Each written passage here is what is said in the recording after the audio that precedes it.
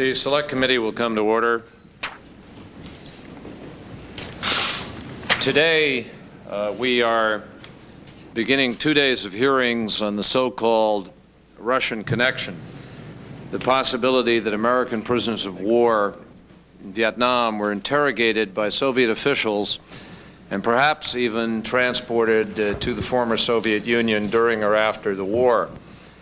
We will hear this afternoon from retired KGB General Oleg Kalugin, who has made public statements to the effect that at least 2 American POWs were interviewed in Vietnam by a KGB agent several years after the war had ended and after all our POWs had supposedly come home.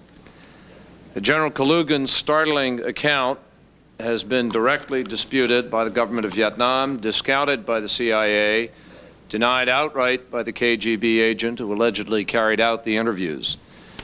Now, this kind of conflict between statement and denial is precisely the type of situation the committee expected to run into, has run into, and will run into. And time and again, I suspect we are going to have to work overtime to try to sort it out. Our intent is to build as complete a record as we can and to take neither allegations nor denials at face value, but to establish as detailed and accurate a record as possible, allowing for follow-up contact with individuals as well as a search for documentation that might corroborate one set of allegations or another. We already have contacted sources with respect to these specific allegations. We have staff working on this particular angle of the POW-MIA issue, and we will, at the appropriate moment, it could be in a few days, it could be longer, go to the Soviet Union in order to follow up. But we will not do so until we are in a position to guarantee our ability to follow up completely. I think it probably goes without saying, but I'm going to say it. There is no guarantee that at the end of that process we will arrive at the truth. But what we will be certain of doing is that we will have explored every possible avenue in order to try to do so and hopefully leave no one capable of saying, but you didn't look here or you didn't ask this person. Tomorrow, in that spirit, we will receive testimony from 2 retired Air Force intelligence analysts who worked for the National Security Agency during and after the Vietnam War. And their testimony bears directly on the question of whether large numbers of American servicemen were left behind after the war and whether some may, in fact, have been transported to the Soviet Union. Now, I'd like to make it clear that this week's hearings do not establish more than simply where we are now in investigating this particular aspect of the POW-MIA controversy. It definitely does not manifest where we will end up. The committee is already in the process of locating and interviewing individuals, both here and abroad, who could cast further light on all the issues and allegations that we have heard since the first day of hearings. In addition, the committee has made a formal request to Russian President Yeltsin that he order a review of government archives for any information pertaining to American POW-MIAs, not only from Vietnam, but from previous conflicts as well.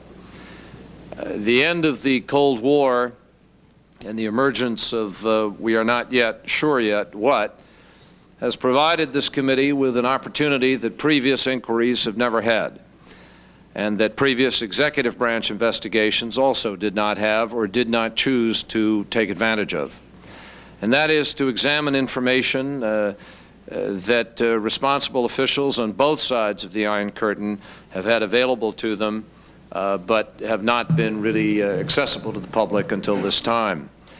As members will recall, this committee began its work in early November with 4 days of hearings, which were intended to establish the baseline of information from which we would then proceed. There was an element of unreality in those early hearings because we had not yet been staffed as a committee. We held those hearings essentially with Senator Bob Smith's staff and my staff and the staff of Senator McCain and others doing the groundwork.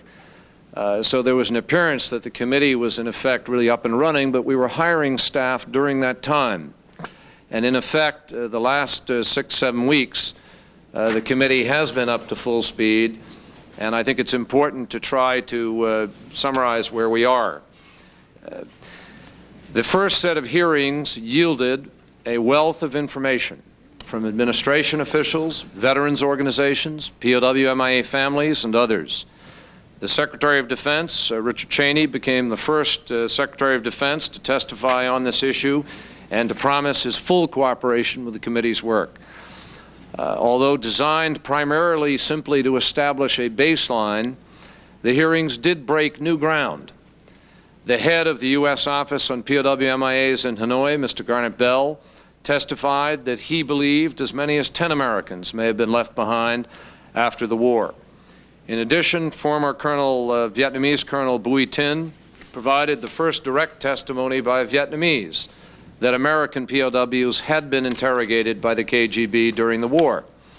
The colonel's allegation was initially not acknowledged by the government of Vietnam, but I'm pleased to say that just last night we received official word from Hanoi confirming that the government has reviewed its records, and indeed the KGB did interrogate during the war, and that specific interrogation that had been alleged did take place. Now, I would like to say that I think the committee is appreciative of the government of Vietnam being forthcoming on this issue. That is precisely what this effort needs, and we hope that they will be similarly forthcoming with respect to other questions that remain before the committee. I think that nothing but good can come out of an acknowledgement of whatever mistakes or whatever events took place. The KGB issue is just one of many that I and members of the committee intend to review in person when the committee travels to Southeast Asia on a fact-finding mission. And I emphasize it will not be a general educational experience for members, but a hard-hitting opportunity to present specific and direct questions and requests to the government in the region. Finally, let me just say that since the hearings in November, the committee and committee staff have interviewed or taken formal depositions from dozens of individuals, received intelligence briefings, submitted hundreds of document requests and interrogatories to the executive branch, and begun the process of reviewing individual case files, live sighting reports, discrepancy lists, and other available information. We've asked the General Accounting Office to review the operations of the Central Identification Laboratory in Hawaii, and we have in addition begun compiling an independent MIA POW database, including the use of never-before-examined information from the National Archives. We intend to provide, and we believe that we can provide, a more coherent and accurate tabulation of the number of POW MIAs than has ever been provided to the American public thus far. The committee is going to continue to press the Department of Defense for declassification, and I would publicly ask at this time, with the appointment of an Assistant Secretary on POW MIA Affairs, that hopefully that process will move more rapidly and that information will be declassified in order to demystify this process as we have promised to try to do.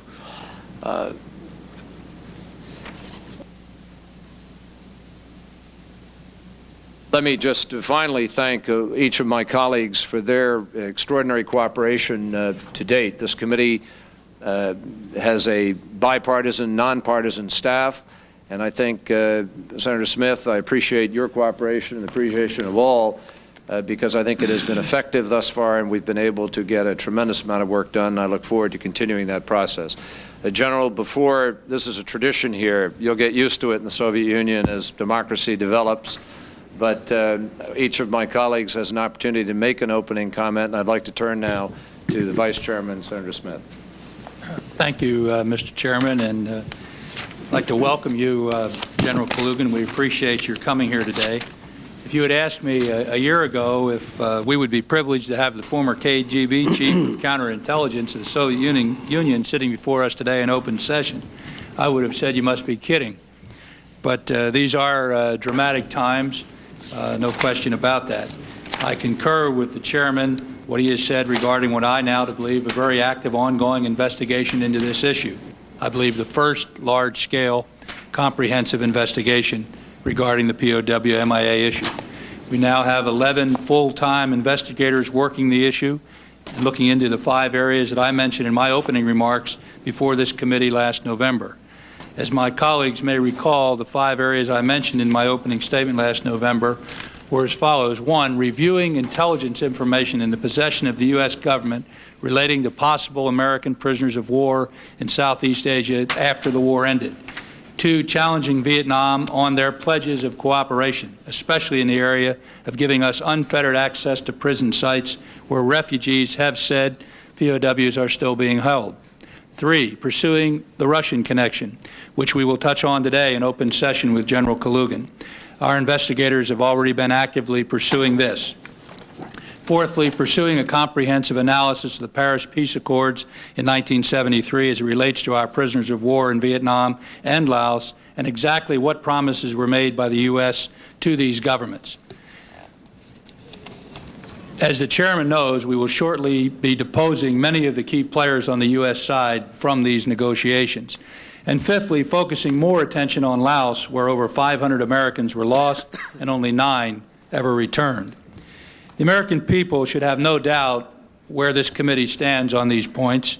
Regarding the intelligence, we've asked the CIA, the Defense Department, and the State Department for their records. Although we do not have what we requested, we've had pledges of cooperation, including those from Secretary Cheney before this committee. We still have some documents that we need to receive. We have been talking to former NSA people, intelligence officials, and other witnesses. These witnesses have been very cooperative, and we are making progress. Regarding Vietnam, our government and this committee has not been promised unfettered access to prison sites and certain individuals we would like to speak to. Any trip to Southeast Asia will be contingent upon this cooperation. We plan to go in February, and I hope these demands will be met. Regarding Laos, this committee is still waiting for the State Department to provide documents regarding our negotiations on the POW-MIA issue in that country. We are also waiting to review intelligence documents from the Defense Department. Finally, we're waiting for the Lao government to grant us our request to visit certain sites in Laos. On the peace accords, as the chairman knows, we will shortly be deposing all of the players who were involved, representing the United States in those negotiations. Finally, on the Russian connection, General Kalugin's comments have produced admissions from the CIA, the KGB, and even Vietnam that at least one American POW was interrogated by the Soviets. For 7 years, I've been told the opposite. Today, as we begin a new round of hearings, I've reached some conclusions I think can be safely reached. 1, men were left behind. As Bill Bell, chief of our Hanoi office, stated before this committee in November, what happened to them, we don't know. 2, the National Security Agency holds important information on possible live POWs after the war, as former NSA analysts are now telling this committee. 3, the so-called Vietnamese mortician who left Vietnam in '79 saw 2 American POWs under guard, and our own government believes him. What's being done to find these men? 4thly, the Vietnamese and the Lao are not being completely candid with us, and this committee needs to find out why. And finally, the Soviets did interrogate American POWs after the war. If this is so, I hope President Yeltsin and other Russian officials will allow us to talk to individuals that General Kalugin has mentioned to this committee. We are prepared to go to Moscow and are presently awaiting a response from President Yeltsin. Thank you very much, Mr. Chairman, and General Kalugin, we look forward to your testimony. Thank you very much, Senator Smith. Senator Grassley. I don't have an opening statement, Mr. Chairman, but I do have a question, and Senator Smith's opening statement raised this thought in my mind about documents that we have requested on live sightings in Laos. When did we send a letter to the Department of Defense, and when was the information supposed to be delivered to us?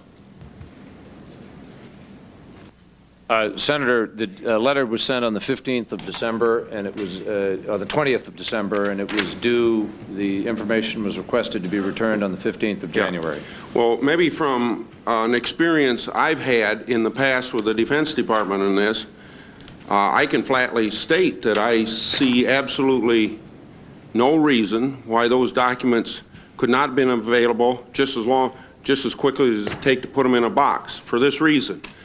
You remember that I have stated before this committee several times that during September of 1990 that I went to the Defense Department and looked at some of these live sighting reports. 3 staff people went with me. I gave 24 hours notice that I would be coming. I went over. I don't know whether I was welcomed or not, but all of these documents were immediately available, more than we could look at. Actually, all of them were available, 1,400 and some. All of them were available, of which we were able to go through approximately 500 in the 4 days that we spent there. So considering the fact that I could walk in the door over there on a 24-hour notice and be able to see those documents, there can be no excuse whatsoever why those, if they were requested on December the 20th, they couldn't have at least been here by the deadline that you set. Senator, let me say that I agree 100% with you, and I waited until this particular hearing knowing that this issue would arise today, and I think it is appropriate for us to serve notice today to the Department, as I did perhaps somewhat tamely in my opening, but I think the notice is clear that we expect the declassification and the production of documents. Now, we have scheduled, tentatively, a hearing on the numbers issue, on the question of lists and numbers, and that should occur within a week or so or in short order. It would be my anticipation that we would request full delivery by then, or at least we will have members of the Department here to account for why that isn't happening publicly, I might add. Sure, and let me say that is not only it's a case that we need them, and the case that they should be provided for us in our constitutional role of oversight, but most importantly, there were people here at this table who promised it, and their word has to be in jeopardy as well if they aren't released. And I don't know that those people aren't honorable people, but I know from a standpoint of just simple mechanics that it can be done very quickly. Senator is 100% correct, and we will follow up, I think, if it is even necessary at the end of this hearing. Hopefully they'll have an answer for us. Senator Brown. Yeah. Thank you, Mr. Chairman. I simply want to commend you for arranging for this testimony. I appreciate the general willingness to appear. The simple fact is that it is a very unusual event, and I think the American people deeply appreciate the general's willingness to come forward and share his information. This is a matter that troubles the conscience of this nation, and his willingness to share his knowledge on it is deeply appreciated. Senator McCain. Mr. Chairman, I have no opening statement. I just think it might be important for you to elaborate a bit on the response that you received from the Vietnamese government. Exactly what did they confirm as to what took place and what year? There's a lot of confusion. Obviously, the reason why we have this witness here before us today is exactly what happened, and perhaps you can illuminate the committee as to exactly what that response is and perhaps make that a part of the record. The Senator's comment is, or suggestion is well taken. They confirm an interrogation in 1973. They confirm only one interrogation at this point in time of only one person who was subsequently returned during the 1973 homecoming operation. That message, I have an unofficial translation in front of me, which will be made part of the full record without objection. I quote from it: "In response to the notes of January 8th and 10th, 1992 of the U.S. MIA office in Hanoi, the Vietnamese Office for Seeking Missing Personnel is authorized to make the following statements. The Vietnamese side has stated that General Oleg Kalugin's allegations that KGB officers had participated in interrogations of several American prisoners of war in Vietnam from 1975 to 1978 are the fabrications with ill purpose. However, sympathizing with the concern of the people, the Congress, and the government of the United States, the Vietnamese side has conducted a serious and thorough investigation of this case. Paragraph 2, the result of the investigation has confirmed that there was no such thing as any interrogation of U.S. POWs by KGB officers after the U.S. troop withdrawal from Vietnam in 1973 or after the end of the war in 1975. The investigation has identified the only case of contact between a KGB agent and an American POW was that of Eugene Andre Weaver. Mr. Weaver was captured on January 31st, 1968 in Hawaii. Being aware that Mr. Weaver was an American of Russian origin, the Soviets requested for a meeting with him and permission was granted by Vietnam. In January 1973, a KGB officer, Mr. Oleg Kalugin, met Mr. Weaver only on one occasion, which never occurred again thereafter because of Mr. Weaver's refusal of any further meeting. Mr. Weaver was handed over to the U.S. side by Vietnam in March 1973. The above-mentioned meeting between a Soviet intelligence agent and American POW of Russian origin was the only case that had taken place before Vietnam repatriated all American POWs in 1973. This case cannot be the pretext for the fabricated myth about the interrogations of American POWs by Soviet intelligence agents after the end of the war in Vietnam.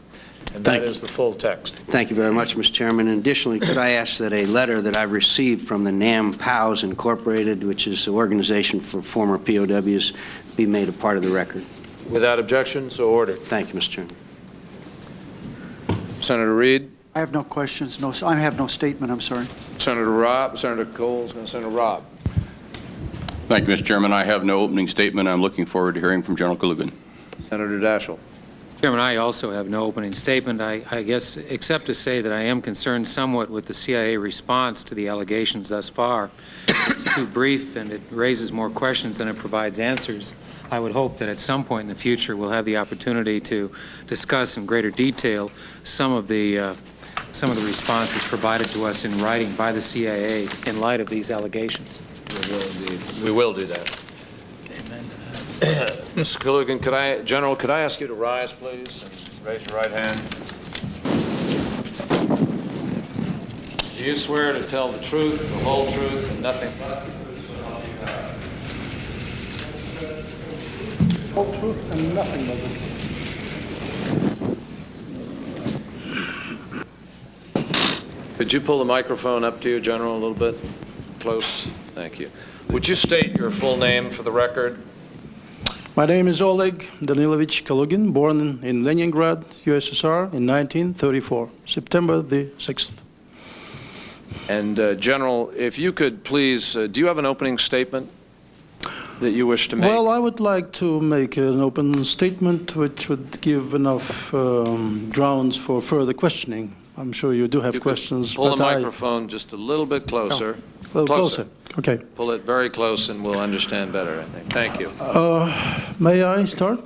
Yes, please. Thank you. Mr. Chairman, honorable members of the committee, let me go a few months back to probably last spring, when I, for the first time, mentioned that the Soviet intelligence officer conducted interviews with American prisoners of war in Vietnam well after the war was over. I mentioned this as a field operation of the KGB, just another episode in the Cold War business between the KGB and the CIA, and I never meant it and thought it to be a matter of public concern. In fact, nobody paid attention at that time to my statement. Several months later, when this story was played up in the American media, one of the Western correspondents, I think it was Los Angeles Times and also an Australian television, again approached me with the same question, and I told them the same thing, that yes, indeed, in the 70s, in the mid-70s, well after the war was over, we did interview some Americans with the purpose of collecting intelligence information, and there I stopped. I will proceed later, because this was not the only reason why we interviewed these servicemen from the United States.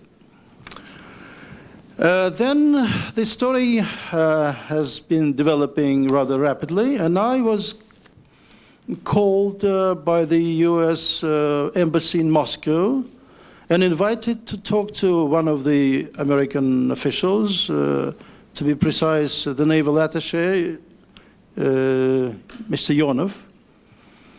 And since I knew the subject of our conversations, I called Mr. Nechepurenko, who was my subordinate in the 70s and who actually interviewed those Americans. So I asked him just a few details which I simply forgot. He gave me the information which is now a public record from my own statements. I told this story to Mr. Yonov, and then the whole thing was over. And yet, as I know, and you do too, public concern and emotions were mounting, and I think it made a major news story in late December or early January, when I made a statement of a similar nature, the same kind of statement, to the New York Daily News.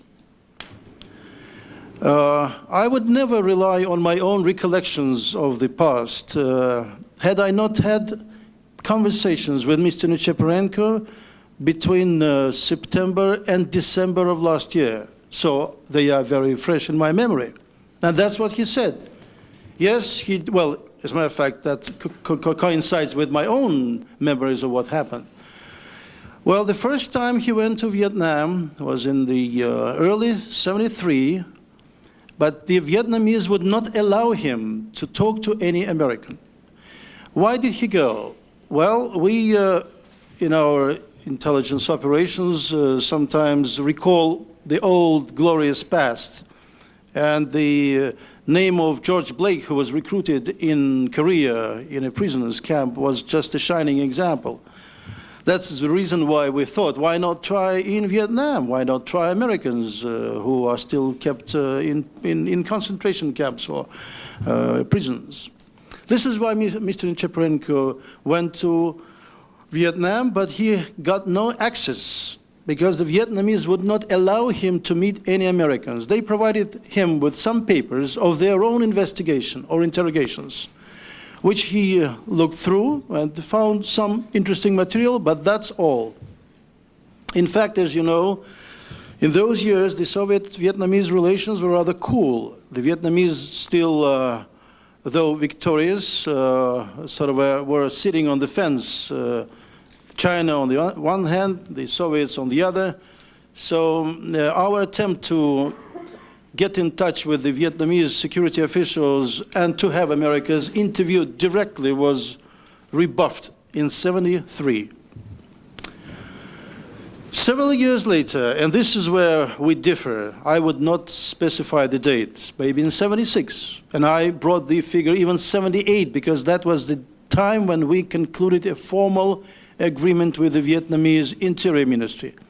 Well, at least several years after the war was over, Mr. Nechepurenko was again dispatched to Hanoi, and on this second occasion, he had a chance to talk to several Americans. And now I repeat only his words, and they do not relate to the '70s as I remember them, but what he told me in the fall and winter of 1991.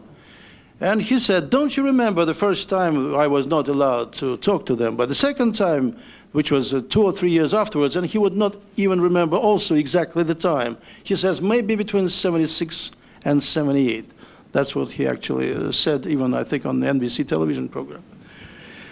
And he said the second time he did interview from a handful of US servicemen presented by the Vietnamese. He selected, he once mentioned 3. The second time he mentioned 2, but at least there was more than 1.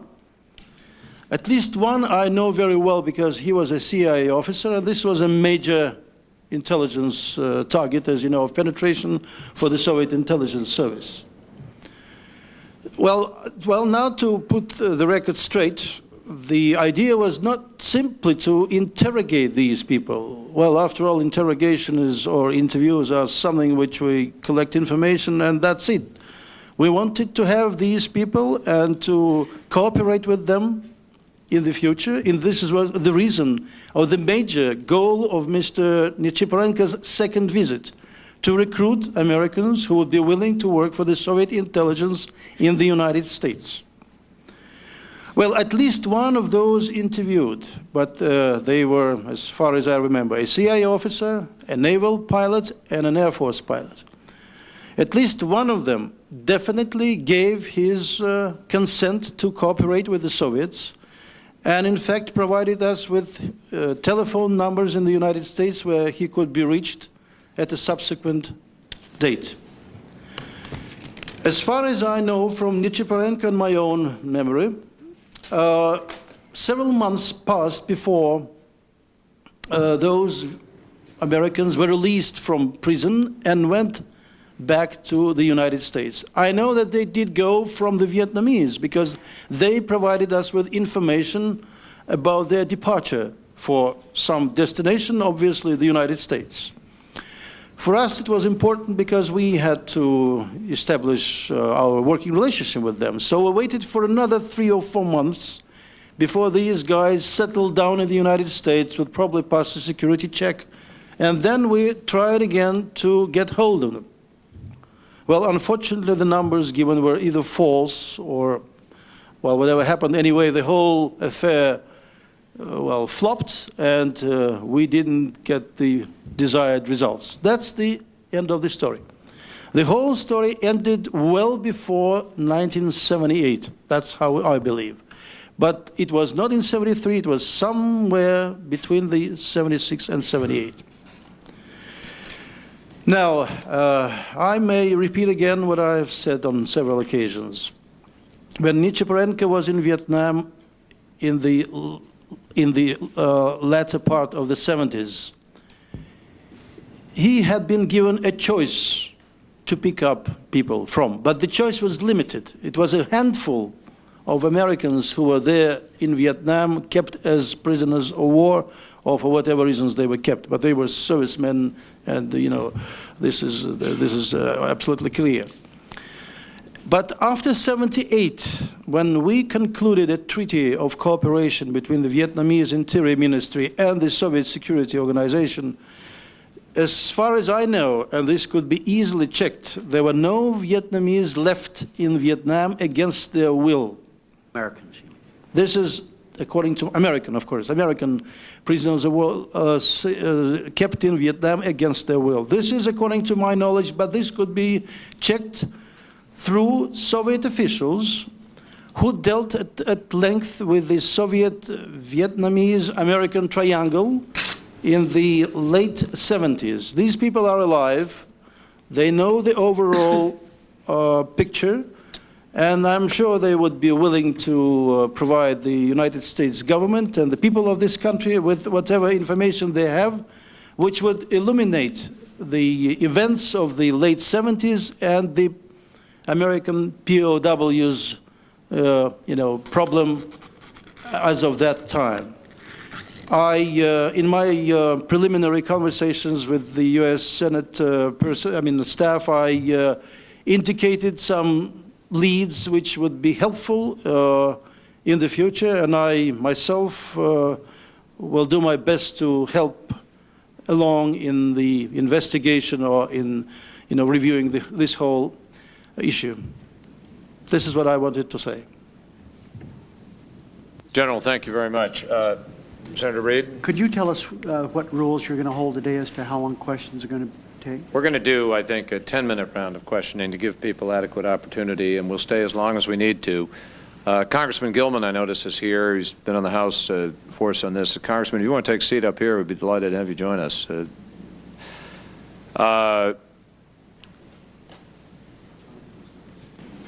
General, there are a lot of questions, obviously, and I thank you for taking the time to be here again and to share this with us. It is obviously a very troubling and extraordinary story. Let me ask you, first of all, at the time in 1970, what was your specific assignment or role at this particular point when you were in charge of Mr. Nechepurenko? Since 1973, I was in charge of foreign counterintelligence of the State Security Committee, which dealt with all worldwide operations in trying to penetrate hostile intelligence and security services, well, the United States being the prime target. And was one of your responsibilities trying to gain a foothold or access to Americans in Vietnam itself during the war? No, this never came to, well, to our minds at that time. I think the war was protracted, and the bombing raids and many other things would preclude us from going. So we never even thought in these terms at that time. No. Was it you who directed Mr. Nechepurenko to go to Vietnam? It was you I who specifically directed him. Right. He was my subordinate, and I sent him to Vietnam. But it was not my decision. This would not be enough. This was the decision of the former chairman of the KGB, Yuri Andropov. And he formally conveyed that decision to you? Oh, yes. In what form was it conveyed? Was it in writing? Well, yes, of course. We write paper, with, asking, so there are consent. memorandum or yes, documents that sure. support this? Right. There must be at least 3 files where one could look for documents. And those files would be within the KGB still? Or have they been removed or located elsewhere? Well, they should be with the intelligence organization still, because one of the files would contain the results of the interviews. I mean, the information we collected from the interviews. Did you send... This is kept for practically, forever. Did you send Mr. Nechepurenko the subsequent journey also? Oh, yes, indeed. You directed him personally to go the next time? Yes, and the second time too, right. And how many Americans did you understand were being held in Vietnam at that time? A handful, but I would never risk to mention the figure because I don't know. But they were not in hundreds or in thousands. It was a small number? A small number, right.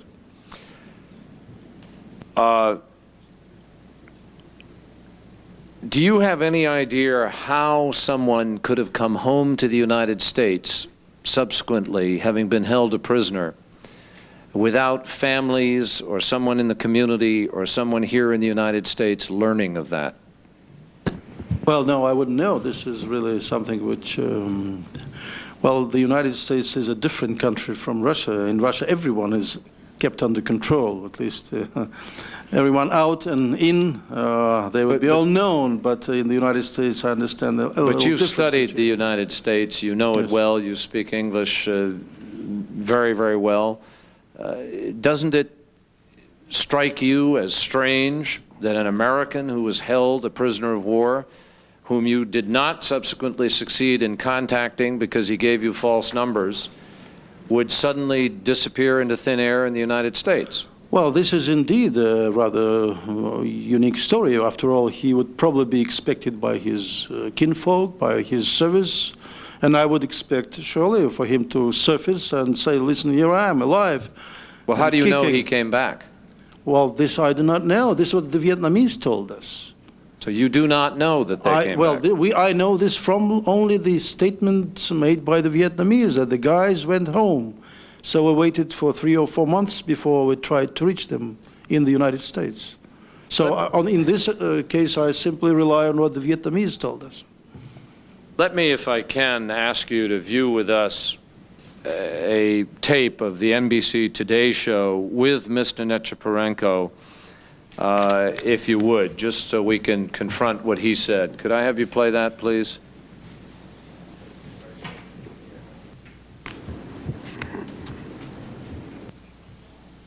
Can you turn it up? Economically troubled United States. Tomorrow morning in the first half hour of today, Bryant will talk with You think we can do away with most of the show, or are we? A former Soviet intelligence official meets with lawmakers and diplomats in Washington this week, talking about some dramatic claims involving Americans missing in Vietnam. Oleg Kalugin claims a KGB subordinate told him he interrogated U.S. war prisoners near Hanoi in 1978. That was 5 years after Vietnam said all Americans had been repatriated. The former subordinate denies the claim in an exclusive interview this morning with NBC's Bob Abernathy in Moscow. Did you speak to Americans in 1973? Yes. Not Americans, but one American. You interviewed one American in 73. And did you speak to any Americans later? No. Okay, who's right? We talked to Mr. Chaprenko about 2 or 3 months ago. He said that on the second visit of his, he did have access and he talked to Americans. And when I said one, he said, no, there were several. I said, how many? Well, he would say, how many? But he mentioned Air Force pilots, right? He didn't mention Air Force pilots? Well, that's why. So what did you tell Mr. Kalugin? Did you tell him that you talked to several Americans? I couldn't tell it. I couldn't tell it because I only had contact with one American. Only. Could you been somebody else, Mr. Didn't you mention an Air Force pilot? Only some information about that. Only some paper information, not contact with them. Well, I think Mr. Chaprenko, and he told me a few days ago that he would consult his former superiors to tell the story to the media. I need now to reconstruct some details. I'm absolutely sure there are no Vietnamese and no prisoners of war from Vietnam. I do not see a reason why should they keep Americans over there. Frankly, I do not see a reason at all. The Pentagon lists 2,273 Americans in its records as prisoners of war or missing in action. General, obviously every member of the committee and all Americans are sitting there saying, what's going on? Now, can you help us to understand why Mr. Nechepurenko allegedly said one thing to you at one moment and straight out denies that he talked to anybody subsequently? Do you have an explanation for that? Well, I do, but I may be wrong, but my explanation is that he had consulted his former superiors, and they would tell him, just say just casual contact and 70, that's all. I think that's a premeditated lie on the part of the former intelligence organization. What would I know the reason, at least I guess I know the reason. What is that? Since we lost all our East European allies as intelligence, I mean, in the field of intelligence, Vietnam remains to be probably one of the last listening posts in the Far East, and to lose relationship with them, I mean, to cut this cooperation agreement would probably be a major setback for the Soviet intelligence. So why not keep a story which was coordinated with the Vietnamese? So in essence, your view is that it would be obviously embarrassing for the Soviet Union to expose the fact that people were held at a time when the government is saying they were not. Right. I would suggest that, because the Soviet intelligence, unfortunately, despite the new chief, Mr. Primakov, appointed recently, has not changed in substance. It's just the organization which for years and years lied and if necessary, you destroyed documents and well, did many things which are ugly and of which I spoke publicly. I noticed in the interview that Mr. Nechepurenko sort of squirmed and moved uncomfortably when asked the question and said, well, I was referring, there was a reference only to some documents, or I only had reference to them.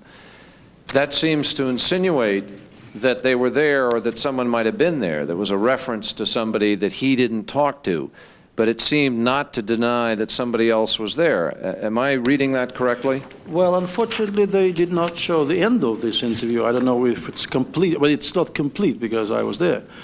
When asked about his second visit to Vietnam, Mr. Nechepurenko said, yes, I was somewhere between 76 and 78, but I saw only the papers. And I asked him on the screen, it's not shown here, I said, what papers do we need 5 years after? We don't need these papers. That would be a silly idea to go 5 years after and pick up some unnecessary papers. So that's how things stood at that time. Well, in fact, he changed his story right before the New Year, you know, because I wanted to have another chat with him, because I knew I would be coming to the United States and I would be asked by the senator or the media and I wanted to have even a recorded conversation with him. And unfortunately, I blurted out his name to the media on the screen, and that killed the whole thing. He was infuriated by my disclosure of his name, and as a result, our relationship was considerably spoiled, you know. You have shared with the committee names of people that you believe can document this, correct? Right. Without revealing those names at this time, how many people are there in the Soviet Union now accessible to us that you believe could document these claims? Well, at least 5 who I know personally, and several others who worked in Vietnam in the Soviet KGB station and would know about the, disposition of the whole issue. Now, Mr. General Kalugin, before my yellow light is on here, and I want to cede to my colleagues, but before I do, it is my understanding that you have agreed to cooperate with the committee in these future days as we try to contact these people. Is that correct? Right. And you will assist us in making contact with them and with documents in the Soviet Union? Yes. May I ask you a question? Why are you doing this? Well, then we go back to why I did it in 1990 when I broke with the KGB and went public and denounced the organization as a cruel, repressive, and inhuman.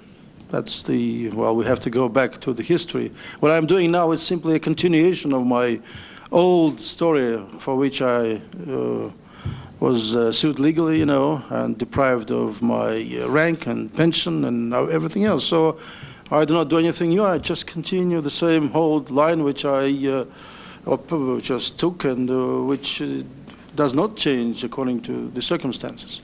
It's a logical continuation of my position. Of telling the truth and Right. exposing what is happening. Absolutely right, yes. Senator Smith. Thank you, Mr. Chairman. General,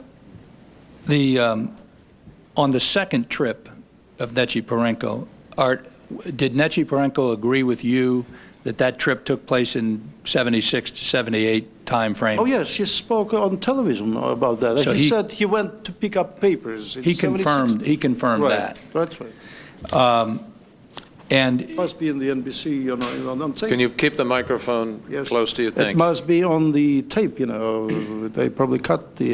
did he also confirm privately with you the insistence that he in fact interrogated an Air Force pilot, a naval Yes, in officer, fact, he as well as the CIA? corrected me. When I said a naval pilot, he said, no, it was an Air Force pilot.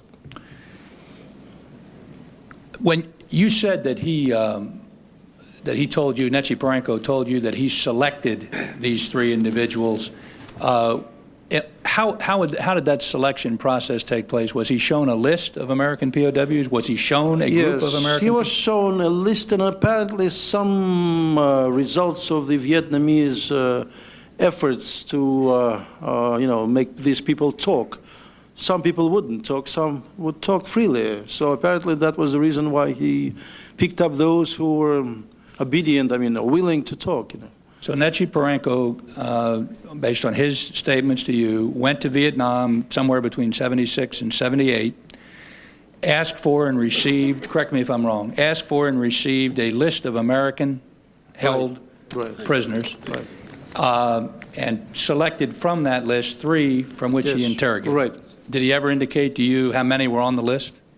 No, but I understand it was a rather limited number of people. I would not know the figures, but just a handful, as I say.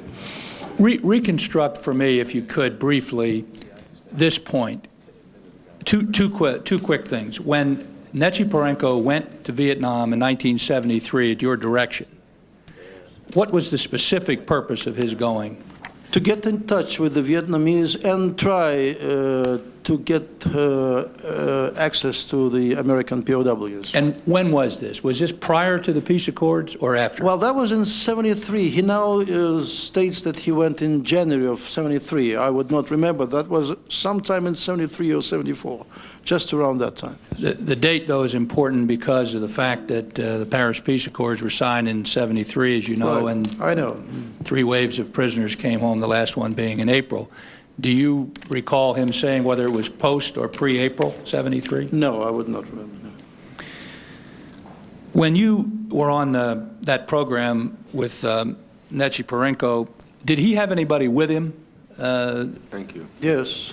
To my surprise, a guy, a colonel in the KGB intelligence, came with him to accompany him, and he stood next in the studio while the interview took place, during the interview. So they were with him in the studio while the interview took place? Well, yeah, he looked as if he was sort of on guard.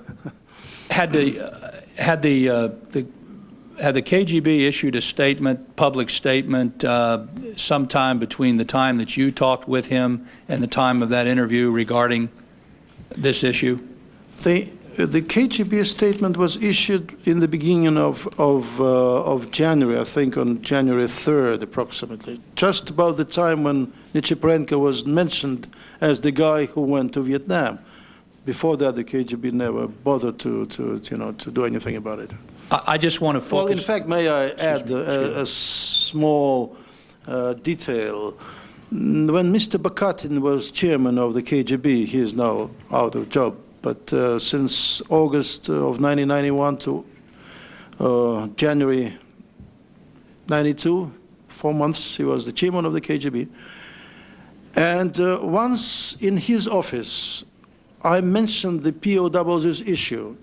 I told him that I had visited a U.S. naval attaché, just for him to know, and talked about the POWs issue. I said, "Oh, that's good that you reminded me of it, because I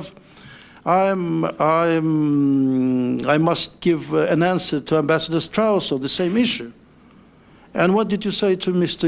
Yonov, he asked. I said, well, I repeated the story. And Bakatin said, cheers, but I asked the KGB people, they said, no, we never interrogated anyone. I said, well, don't answer Mr. Strauss that you never did interrogate anyone. We did interrogate, but it was the intelligence service. And I gave Mr. Nechiporenko's name to Mr. Bakatin. I said, I talked to him a few days ago. He will give you all the details. But unfortunately, Mr. Bakatin did not find time to ask and invite Mr. Nechiporenko. As you know, both the Vietnamese government and the response from that the chairman read, as well as our own government, have now confirmed or indicated that an individual was, whose name was Weaver, was interrogated in '73. But you are absolutely certain, based on the knowledge that you had, that these interrogations that you speak of were in '76 and '78, right, or in that period. The first visit of Mr. Nechiporenko had nothing to do with personal contacts with Americans. Help me now. You're in a very powerful position in the Soviet Union, and certainly with access to knowledge regarding these things. What precipitated your decision? What came across your desk? What knowledge came to you that sent Nechiporenko out there the second time in '76 and '78? Did somebody tell you? Did intelligence? No, for only one reason. He was in Vietnam. He was well received. He didn't get the desired results of his visit, so I sent him again and said, listen, maybe this time you'll get something. Did you have private assurances from the Vietnamese that they had prisoners, that you could list of prisoners? Yes. That was through our mission, in the KGB mission in Hanoi, that we learned about the Vietnamese willingness to accept one of our officers and to allow him to see the Americans. So you received, I want to be clear on this, you received through official mission network, diplomatic network, of course, yes, from the Vietnamese, permission, right, from the Vietnamese, that they had American prisoners, yes, that you could have access to if Nechiporenko came. Right. I just want to jump in my last question, Mr. Chairman, to one other point that you made in your opening statement. You indicated, mentioned an individual by the name of George Blake, who I understand to be, I believe, was a British citizen, and he was a POW. and that in the Korean War, and that the Soviets had taken him from North Korea into the Soviet Union and interrogated him there and so forth. Do you have any knowledge at all, either directly or indirectly, of American POWs suffering the same fate? No. From Korea. From Korea.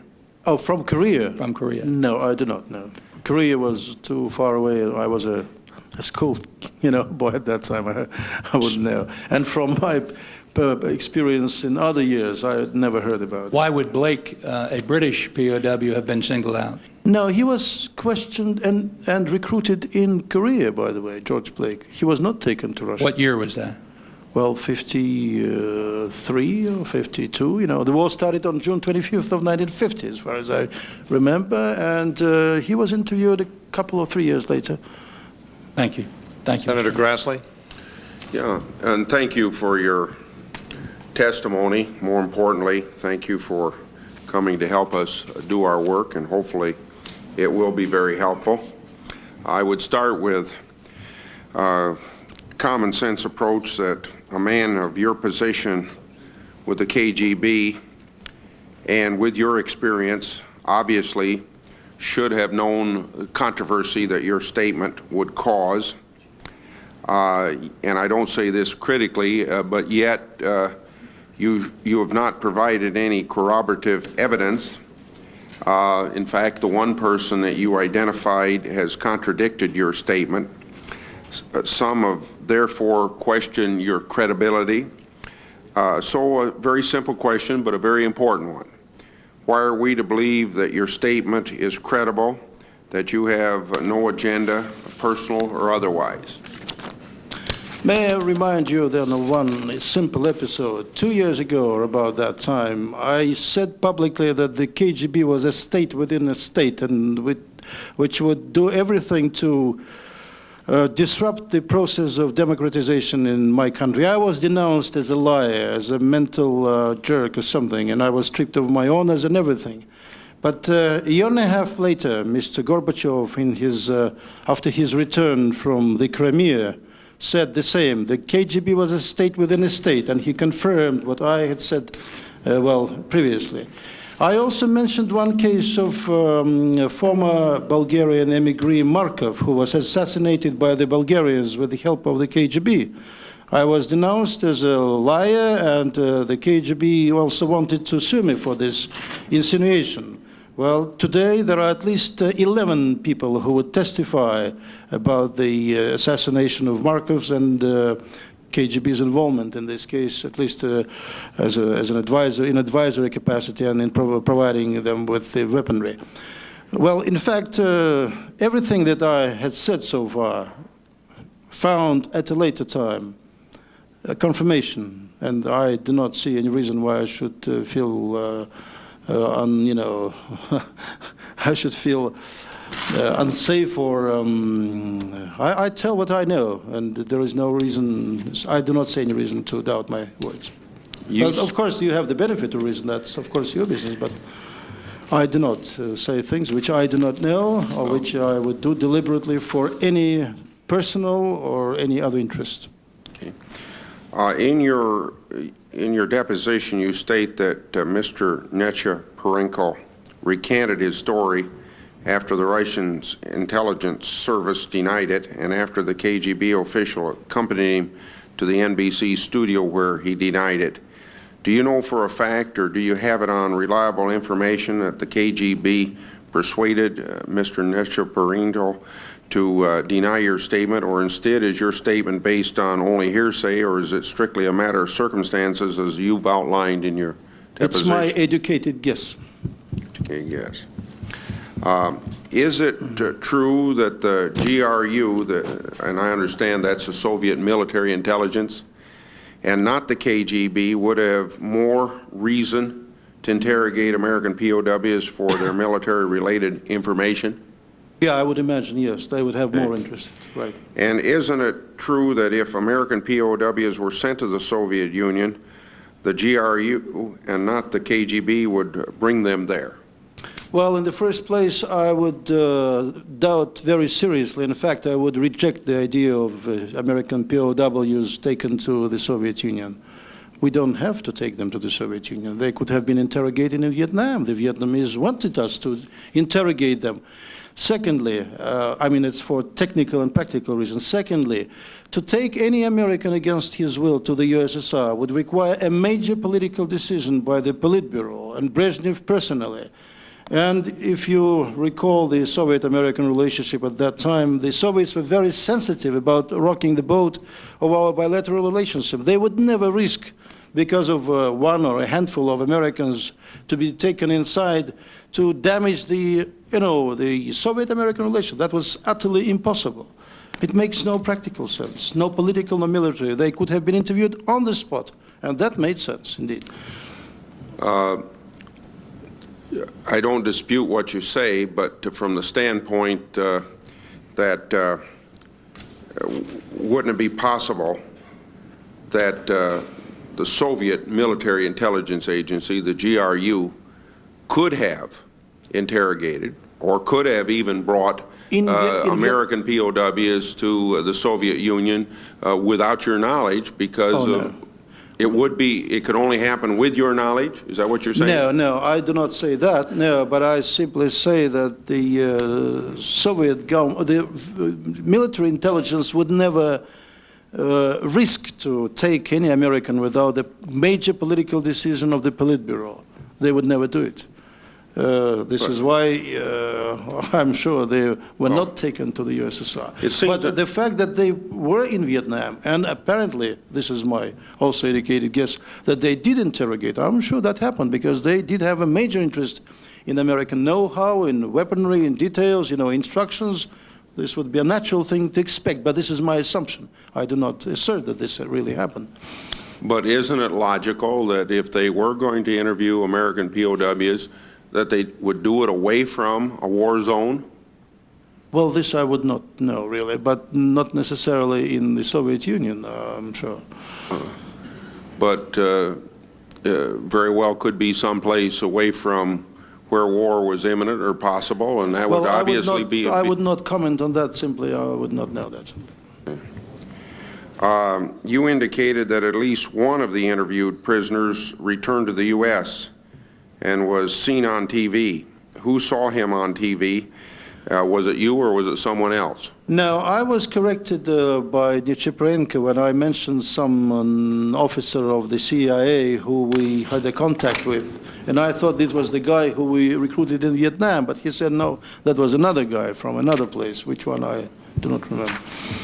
So that's a wrong, mistaken identity. But he did surface, and he spoke bitterly about his experience in Vietnam, but I understand it had nothing to do with Nichiprenko's visit to Vietnam.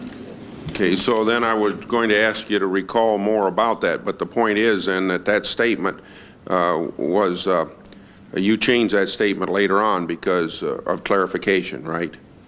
Well, I would say just that I was corrected by Nichiprenko in December, or I said it wasn't one of the guys on American television or something. He said, no, that was a guy, but he came from some other place. He had nothing to do with my mission. That's what he told me.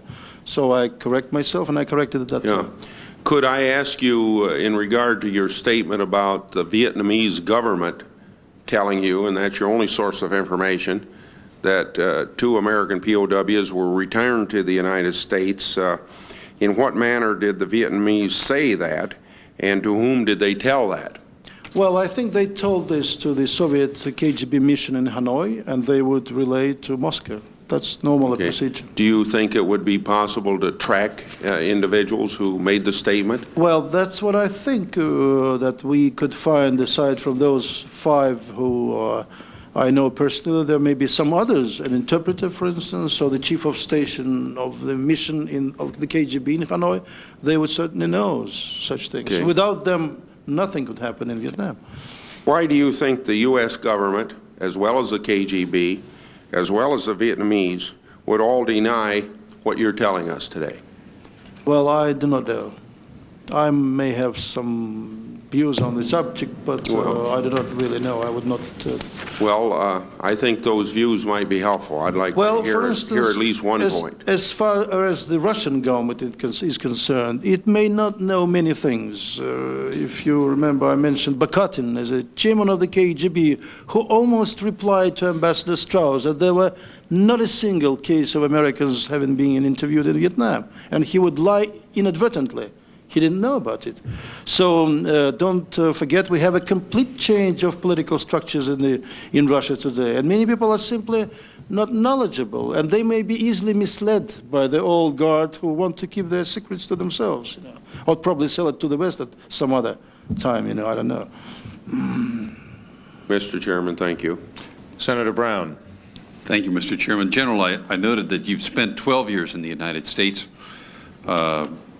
some as a journalism student at Columbia, if I understand, as well as work as a press attaché and radio correspondent. Were you an intelligence agent during those 12 years as well? Right. Including the time you spent on the campus of Columbia University? Correct. Can you give us an idea of what kind of intelligence work you did during that period? Well, my first Columbia years, 1 year at Columbia, was a reconnaissance trip, so to speak, to get, well, to know the American ways of life, to learn more about tradition and customs of this country. Well, it was sort of a, familiarization trip, so to speak. I did not have any intelligence assignment, except the one I mentioned. A trainee, let's put it that way. Yeah.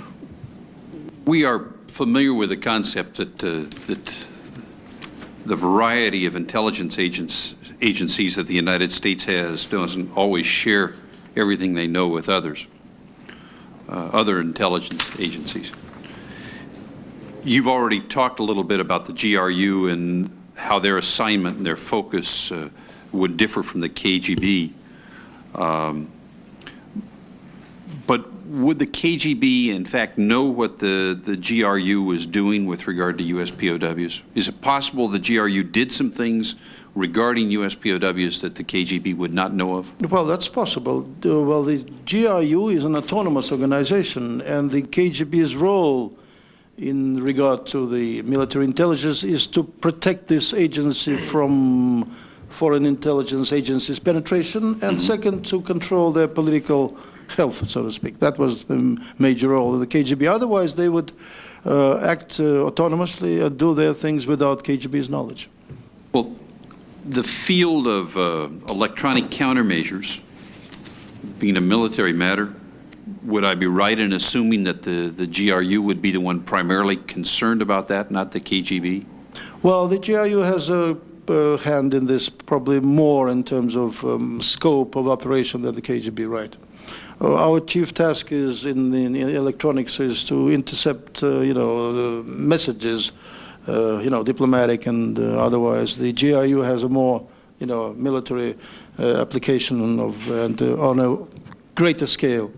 So at least information with regard to the use of military equipment that the POWs might have provided would be, I take it, primarily the focus of the GRU rather than Oh, yes, certainly, not the KGB. No.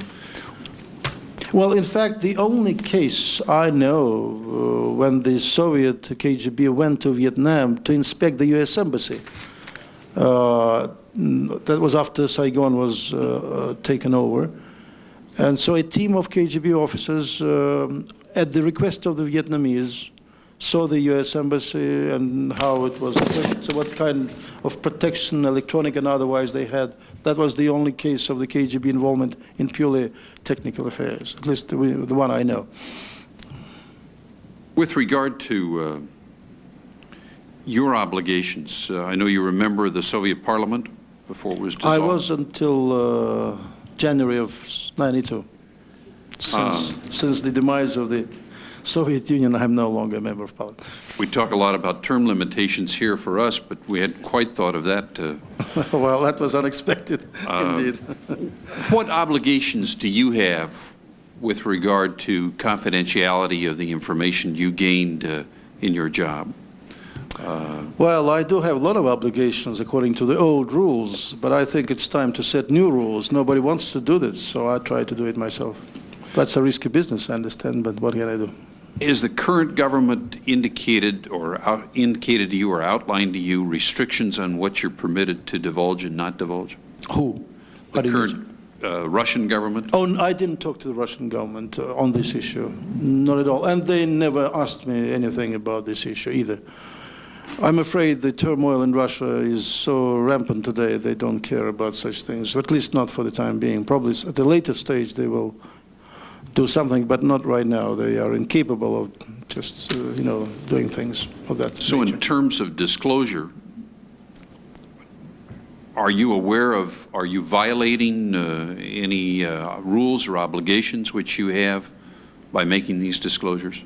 Well, it's a matter of interpretation. By old rules, yes. By old Stalinist, Brezhnev's rules, I would probably disclose information which was not allowed to be publicized. However, if you recall, and I again refer to Chairman Bakatin, who handed over blueprints of American embassies, bugs or KGB bugs in the U.S. Embassy. It was a major step which I fully support. And in the Soviet media, he was called a traitor. So, it's a matter of interpretation. I think he did the right thing, and I would do the same, and I told him. So we are now in a new political atmosphere in Russia, whether it will, dominate and win, well, we know why, we don't know, but at least the battle is going on. Whose side is winning, I do not know yet. General, we appreciate your help very much, and I, for one, happen to believe that your willingness to step forward and speak out makes a real contribution towards stronger relationships between our people. Thank you. Thank you, Senator Brown. Senator McCain. Thank you, Mr. Chairman. General, when did you join the KGB? What year? I started in the intelligence service after schooling in '58. So from 1958 until 1990 you were... Right. And then in 1990 you... I meet the training period, but '58 was my first offices, 32 years, roughly. 30 years. Let me focus on following up on what the chairman asked you in his questioning. You can identify for the committee both individuals and documents which would corroborate your story as opposed to Mr. Nechepurenko. But at the same time, you stated to the committee that you believe the reason why Mr. Nechepurenko disagrees with you is on instructions from others in the KGB. Is that... That's my we're feeling, together yes. so far? That's my feeling. So what would give you confidence, General, that the KGB would then, even if you can identify these persons or these documents, would allow us access to those persons or documents? I'm not sure about that, really. I wouldn't say that they would allow. I hope they would. Why would they allow it, General, if they are instructing Mr. Nechepurenko not to tell the truth? Well, this is why I think we need an independent parliamentary commission in Russia, where the KGB will be just simply invited and under oath, we don't have unfortunately an oath, but tell the truth. This is the only thing I can just think of in the next few weeks. If members of this committee or their staff went to the Soviet Union today, do you have confidence that they would be able to meet with these individuals you have identified, have access to the records that you describe, and have the individuals tell them the truth, or have access to those documents that corroborate your story? Do you have any confidence? I have no confidence, no. Russia is a divided society. Among the KGB personnel, a similar story. The majority is still on the other side, on the old side. But there are some who may speak freely, particularly if they are summoned to the parliamentary commission rather than to the KGB headquarters. Then they will be scared, the old fear still persists. But if it's an open session, a like, well, in this Senate building, then probably they will think twice before they give an answer. General, you stated in your opening comments that in 1973, and obviously probably between 1965 until 1973, the Vietnamese would not allow the KGB or any Soviet intelligence to interview American POWs. Is that correct? Right. And yet you said that in 1978, some 5 years after the Paris Peace Accords, or 3 to 5 years afterwards, then the Vietnamese were willing to do so. My recollection of history is that the relationship between the Soviet Union and Vietnam was at its closest while the conflict was going on and began to widen over various issues, including the invasion of Cambodia and other things during the intervening years. Is that accurate? Well, 1978 was the year when the agreement was concluded between the Vietnamese and the Soviet security organizations. It was a major achievement of the Soviet intelligence organization. Prior to that, we only had casual contacts, which would not give us a full picture of what was going on in Vietnam. But, so this is why I say 78 was a major sort of a year for Soviet-Vietnamese relations, at least in this specific field of General, you security. and I both know that that thousands and thousands of tons of material and equipment poured into Vietnam between 1965 and 1973. Right. There were Soviet military advisors in Vietnam manning air defense installations. They were training Vietnamese pilots. Far closer relationship. I don't know about any formal agreement, but clearly the Vietnamese were dependent upon the Soviet Union and China in order to carry out particularly the conventional invasion that was conducted in 1975, which resulted in the fall of Saigon. It just seems to me that if you are detecting some reluctance of the Vietnamese, or you are stating of some reluctance of the Vietnamese to cooperate with the Soviet Union during the Vietnam War, it's the first I have ever heard of it. Well, you are quite right in terms of supplies and military training. This is all correct. Yet politically, the Vietnamese were always between the two, major giants, the China and Russia, and they would lean towards one or to the other depending on the developments of, of the war. And in fact, the Vietnamese were rather cool to us in the 70s, even despite their victorious, finish of the war. Maybe you can clear up just a very small item for me. You stated in a conversation that you had with Mr. Nechepurenko that he corrected you and said it was an Air Force pilot, not a Navy pilot? Yes, but the first time he said it was a Navy and an Air Force pilot. I thought your original statement was that he interviewed both Navy, Air Force, and CIA. Right, three altogether. That's right. That was my first statement based on my conversations with him. Later, after my conversation with the naval attaché of the United States Embassy, when I asked him who, and what, he said, no, it was not the Navy, it was an Air Force pilot. I said, how about the Navy? Is that the guy who surfaced on the American television? He said, oh, that's another naval officer, but he had something to do, nothing to do with Vietnam. So that's the way he corrected me. It's your impression that in 1976 or 78 that Mr. Nechepurenko viewed documents at that time? He states that he viewed documents in 1973. Yes, right. He just reversed the, he said that he was allowed to see them in 73 and then saw the documents, but in fact it was vice versa. He first saw the documents and then interviewed many years afterwards.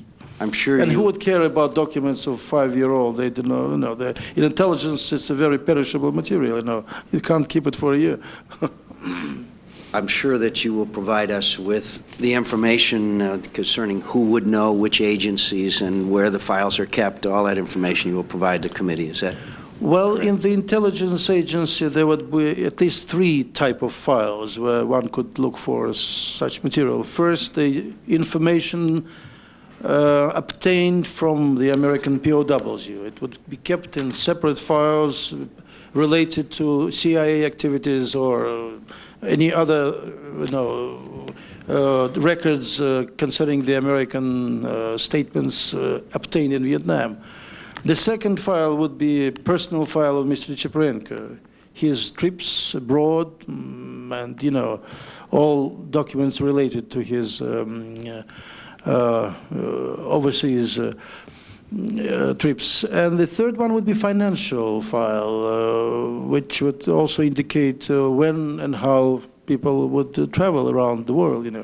You are absolutely convinced that you would have known, given your position in the KGB, if Americans had been transported from Vietnam to the Soviet Union? Oh, yes, I would know about that. You would have known until 1980, when I was in the intelligence service. And I quit in 1980, and I was reassigned to Leningrad, to the Internal Security Police. And you are absolutely... But before 1980, I would know definitely about any such, event. This would be an event of major political importance. Let me just end up by asking you to respond. All of us like to respond to the media, General. And in the New York Times recently, a story, I'm sure you read it, former head of the CIA, Richard Helms, said, and I quote, "Certainly he was in a position to know one hell of a lot about intelligence, and he obviously wants to make an impression in the United States," Mr. Helms said. "After all, he's got to make a living, but he's not telling the whole truth, as no intelligence officer would in public. He doesn't want to get totally on the outs with people in his own country. If I were in his position, I would do exactly the same thing," unquote. I'd like to give you an opportunity to respond to that. Well, let me first start that I'm not making money in the United States. I came here at the invitation of the CNN to promote the book, and I got nothing from them in terms of remuneration. But it's an enjoyable work, and I thought the book was excellent, and I did my job as a former Moscow news correspondent with, a great zest, so to speak. Well, by the way, I'm pretty well off in Russia, so I do not, as the New York Times alleges, as long, old communists would go to the United States to make a fast buck. I do not belong to that category. I lived in the United States long enough to feel safe and secure in this country without running around like a mad dog for money. That's one point. The second point is that I always said so, and I say it again. Yes, indeed, I would never disclose any names of people who, for one reason or another, became KGB agents. This would be immoral, because these people trusted their lives to this organization, and I, as one of that organization, have simply no moral right to disclose their names. Well, I do not feel very bad about it, because these people do not no longer are in any capacity to damage the interests of the United States. They are either dead or imprisoned or just disappeared, So I feel free about that side, at least. And third, yes, indeed, I do care about people at home. I'm not a defector. I'm a citizen of my country. I love my country. I want to stay in that country. I want to change that country and transform into something far better than we have today or we had in the last 70 years. And then in the United States, as I know it, is the country which I always felt friendly for, and which I do my best to both countries to get closer together and get Russia out of this mess and, stand on its feet as a proud nation, prosperous nation. That's my only desire. Thank you, Mr. Chairman. I might have a couple more questions in the next round. Come around again. Senator Reid. Thank you, Mr. Chairman. I couldn't find in rereading the deposition, but in the time you gave your deposition, you indicated... Can I just indicate for the record, Senator Reid, if you'll excuse me, that for those who aren't aware of it, General Kalugin has been deposed by our staff for about 4 or 5 hours, and we have a long record already created with names and so forth, and at the appropriate time in the future, that record will be made public. In reviewing the information in your deposition, you did, upon inquiry there, indicate that during the height of the Vietnam War, the main thing they were taking from the Soviet Union is weapons. They weren't allowing a lot of cooperation for security measures. Is that true? Right. we didn't have any relationship between the security services. This is why I say 78 was a major event in our bilateral relations on this particular field. Now, you were, when you were chief of foreign counterintelligence, there were basically two steps of people ahead of you, Andropov and Khrushchev. And that's who you reported to. You reported to Khrushchev. Right. Now, what happened in 19... There was also one intermediary who ran other affairs, but he was also a deputy instrumental. First deputy of Khrushchev, who ran several things and who oversaw financial and administrative matters. His name was, well, there were two of them, actually, and I mentioned their names, yes. Now, in 1980, you lost your generalship, is that right, and were transferred to... in 1990. Or it wasn't 1980? No, 1990, when I went public and denounced the KGB, I was stripped of my decorations, rank, and everything else. General, when were you assigned to Leningrad? In 1980. Yes, what happened then? Because that was a demotion, is that right? Yes, well, that's another reason. I was in conflict over an American citizen, by the way, who, due to my efforts, was recruited in the late 50s and early 60s, late 50s. And who later had to flee the United States for fear for his life. And in Russia, he was suspected to be a CIA agent, like, you know, others. All foreigners would be a suspect. And for several years, he was under the KGB surveillance, but they couldn't find proof that he was a CIA agent.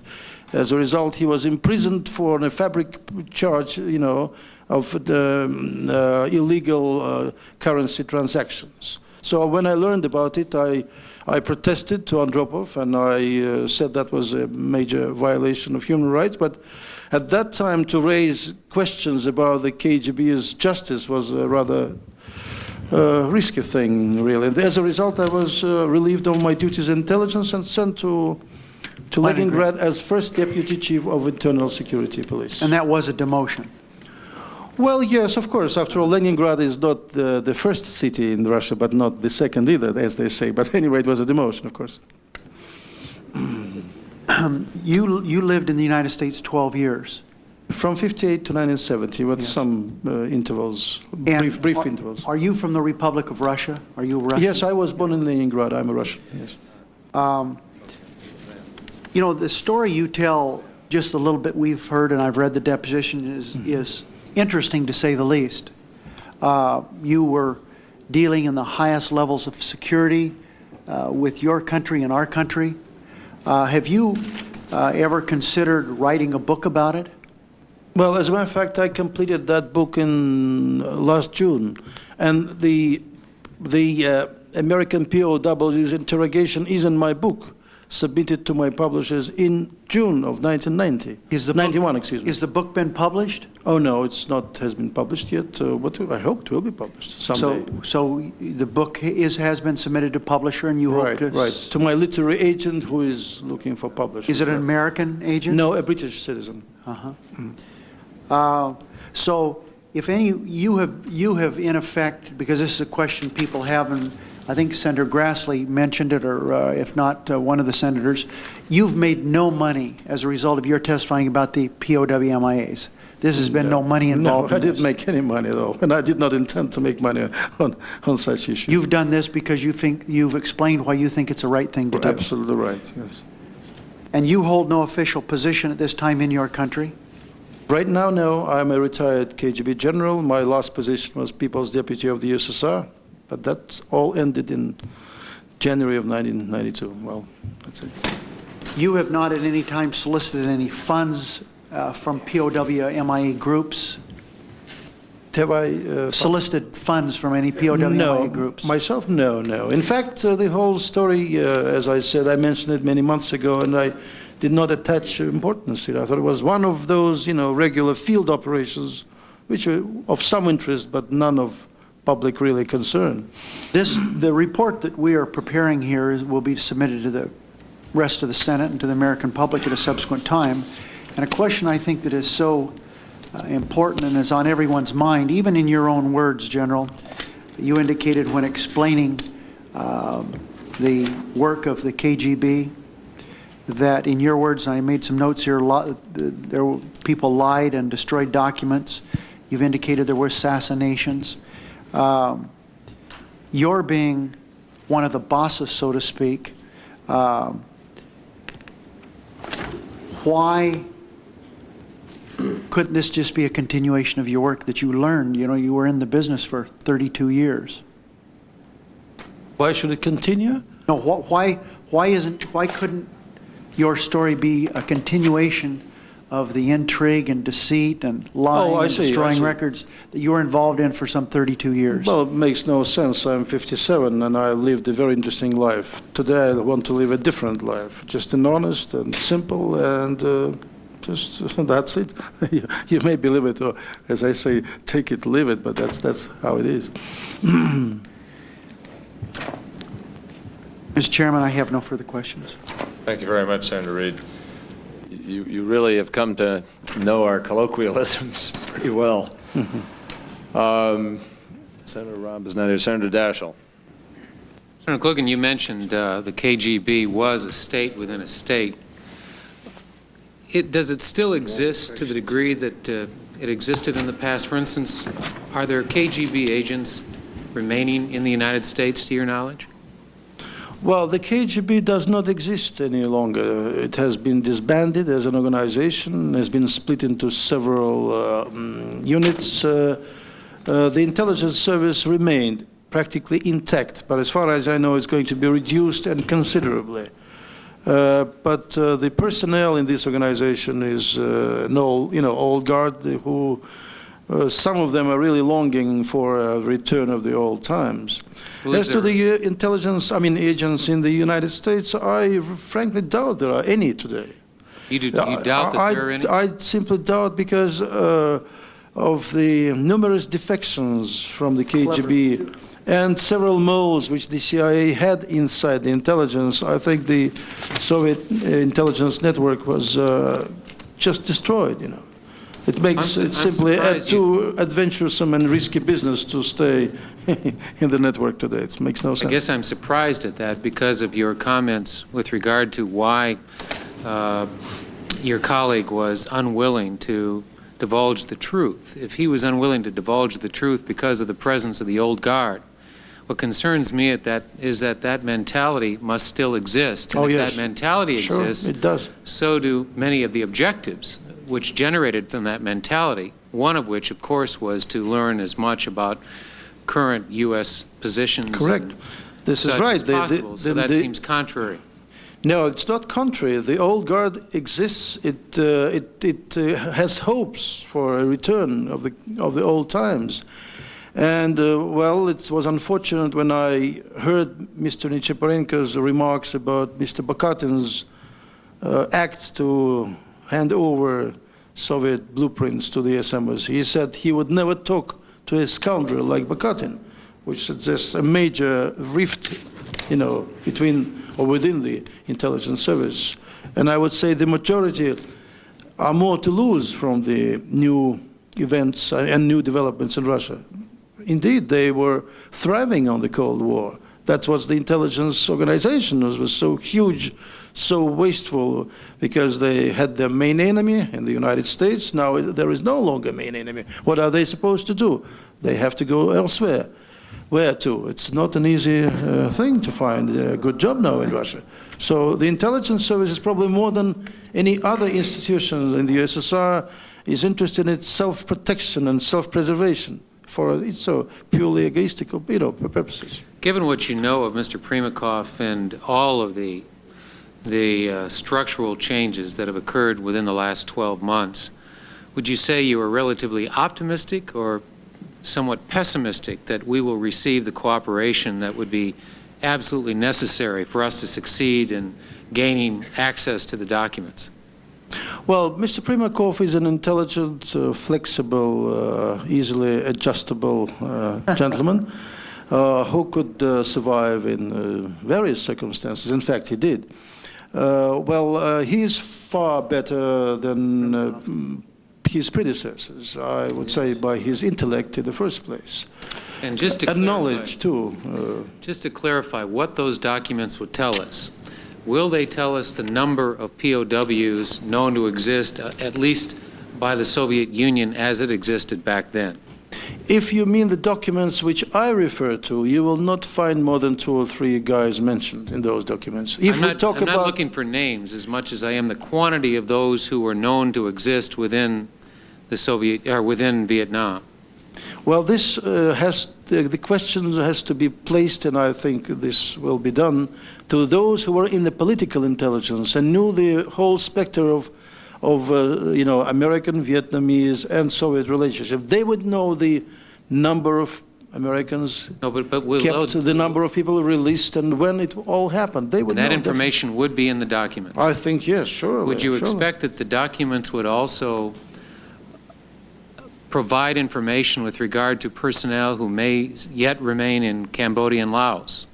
Well, I think the department which dealt in the intelligence service, which dealt with Vietnam, has also dealt with Laos and Cambodia. So that's one and the same units, the same people. Information pertaining to Laos and Cambodia Right, may exist in sure. those documents as well. They would have a complete picture of what was going on in Southeast Asia at that time. What about information pertaining to the actual remarks made by the individuals who were interrogated? Would that still exist within those documents? Well, they should exist. At least, 15 years or so past, I think they must exist. Well, those files, they are kept for years and years, sometimes forever, at least as long as this Soviet power exists. What, if you can recall, I know it's been 15 years, but from your recollection, what is it those documents indicated were some of the comments made by those interviewed? What kind of information did they actually provide? That is, Well, the POWs. Well, the information provided by the CIA guy referred to the CIA operations in Southeast Asia, and also some names of his colleagues who he knew from his previous work in the headquarters at Langley. Do you recall where this particular individual was being held? Well, in somewhere near Hanoi, but I would not know. Near Hanoi. In Hanoi or near Hanoi, well, somewhere, well, this I would not know. But as I mentioned, the chief purpose of Mr. Nechiporenko's visit was not so much to collect intelligence information, because it would be obsolete in many ways, even in '73, but rather to recruit these people. This is one of the sensitive subjects which the intelligence never likes to discuss. This is one of the reasons why they elude, the problem and try to distract the public opinion by mentioning simply a casual contact which never, had any. Let me follow up on that. That's peculiar to me that you'd want to recruit somebody who'd been held for 5 years for a couple of reasons.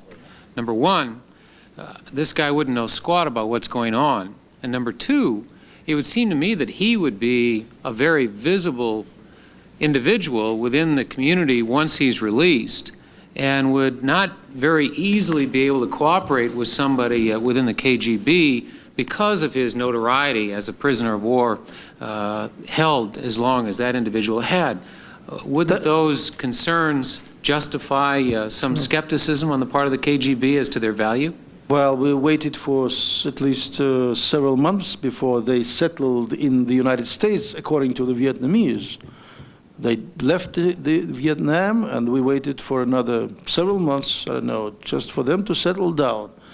And secondly, as I mentioned, we had previous successful cases in Korea, so far as the British citizens were concerned. So that was, in intelligence service, you do the job without being 100% sure you will succeed. But you Let have me just to. ask one final question, and that has to do with the motivation of the Vietnamese in holding these individuals. Do you recall within that documentation any indication as to what the motivation was on the part of the Vietnamese in holding these individuals? I do not know, really, whether they were caught later, after the war or something. I would not know. I would not comment on that. So I don't know. Thank you, Mr. Kalugin. Thank you, Senator Daschle. Senator Cole.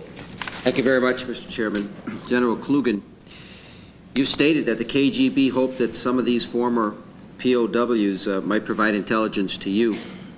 As part of that effort, or for any other reason, did the KGB ever spy on or contact any American POW families? No, I do not know. I wouldn't know, really. One of the subjects that interests all of us, of course, is not just POWs from the Vietnam War, but also from the Cold War and all other previous conflicts. In fact, the husband of one of my constituents was on a military plane that was shot down in the Baltic Sea in 1951. And although he was thought to be dead, there have been reports that he and other members of his crew may have been seen in the Soviet gulags.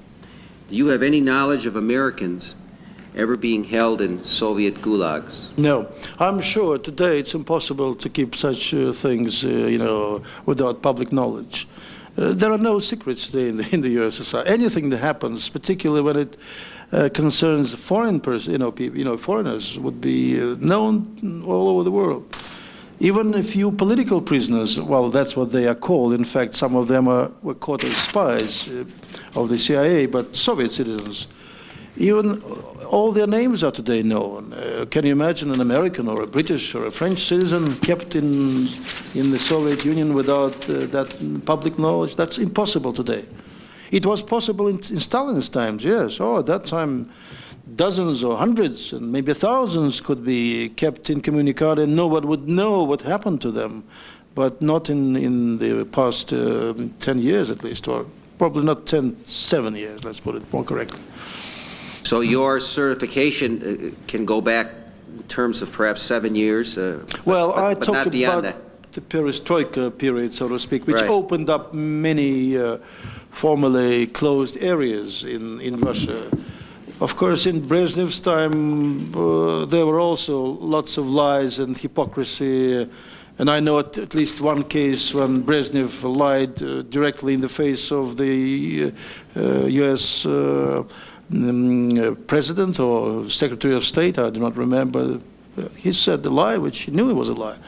So at that time it was possible, but I don't think it was possible with the Gorbachev's, advent to power. Is there any information that you can bring to us on Raoul Wallenberg? Anything that... No.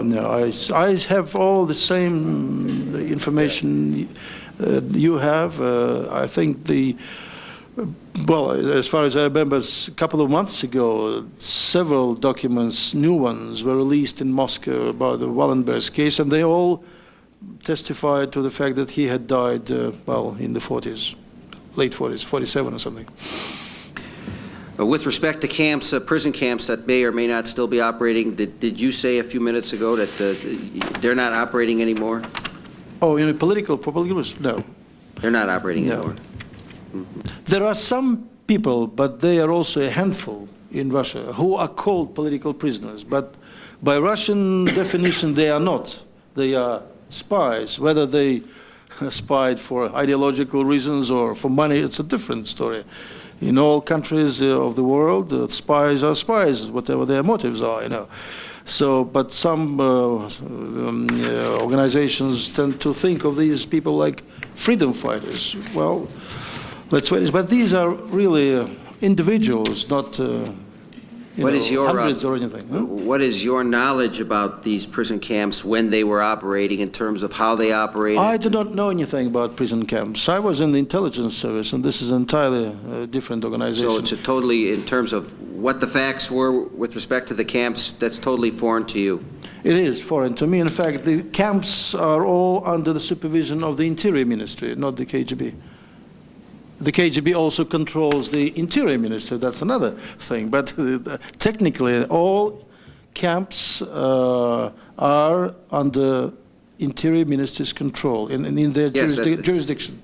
And you are saying that you don't have any prisons, information about the way they were conducted, what happened, what records were kept, what records may not or may exist anymore today? No, I do not know. You really don't? I don't have no idea?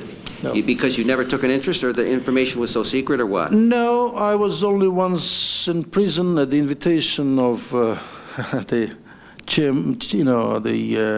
chief of that prison, in a political prison in Moscow. But I was there not to look at the prisoners, but I was entertained by the local chief, which is a funny thing to say, but that was about 15 years ago. Thank you very much. Thank you, Mr. Chairman. Thank you very much, Senator Cole.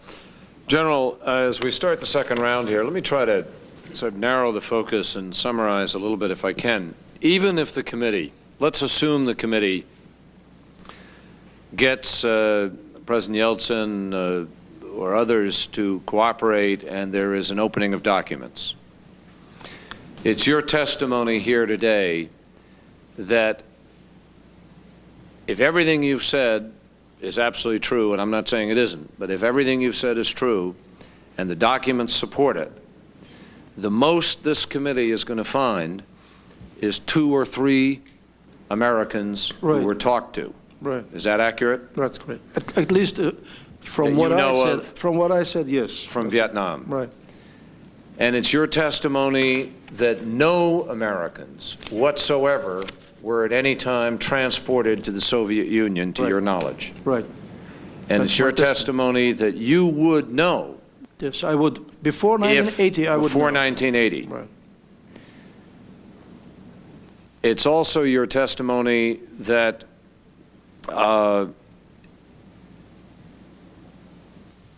are documents in the 3 areas you've suggested which would, in fact, support what you've said about these 3 Americans, maximum. Is it a maximum of 3? No, they would support not this. They would support the fact how many Americans were kept, how long, are they released, are there any today? That's what they would support. But what number did you understand that you were dealing with? I mean, you say 3 were talked to. They were the most promising, is that correct? Well, at least one turned out to be quite promising, yes. Okay. But they were selected because they were promising? Yes. And some refused to talk, it is alleged. Well, they were not accurate? probably interesting enough, at least. But then there were more than 3?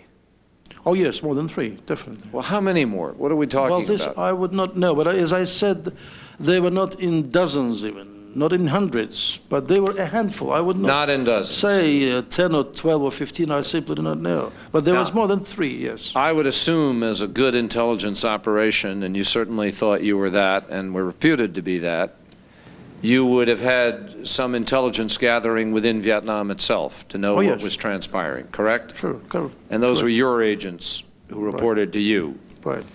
Did they at any time report to you about large numbers of Americans held after the war? No, they would not report to me directly. They would report to the political intelligence, and I was in the foreign counterintelligence.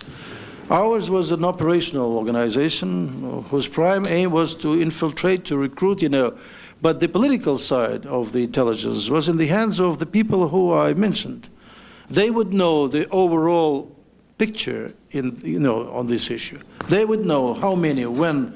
They dealt directly with the Vietnamese on a daily basis. They would receive cables from Hanoi probably daily. That by name is Directorate 6? Right. So Directorate 6. Department 6. Department 6. Right. Smaller units, yeah. A small unit within? The first Chief Directorate. Right. And they would have received that kind of intelligence information? Correct. Were you aware of the existence of Bob Garwood? I do not remember. The name does not ring any bell. It doesn't. Were you aware of people who were Americans living in Vietnam after the war who were not being held as prisoners? I do not know. I assume there could have been, but I do not know. But you have no knowledge of that? I don't know. Whatsoever? No. Now, with respect to Laos, there was a strong Soviet presence in Laos also, correct? Well, something which I simply never been involved into. Laos was and Cambodia was sort of away from my interests, so I wouldn't know. You have no knowledge whatsoever of any Soviet interrogation in Laos? No. If there had been Soviet interrogation in Laos, why would not the same chain of command have existed with respect to that interrogation as did with Vietnam? It would go through my hands. It would have gone through your hands.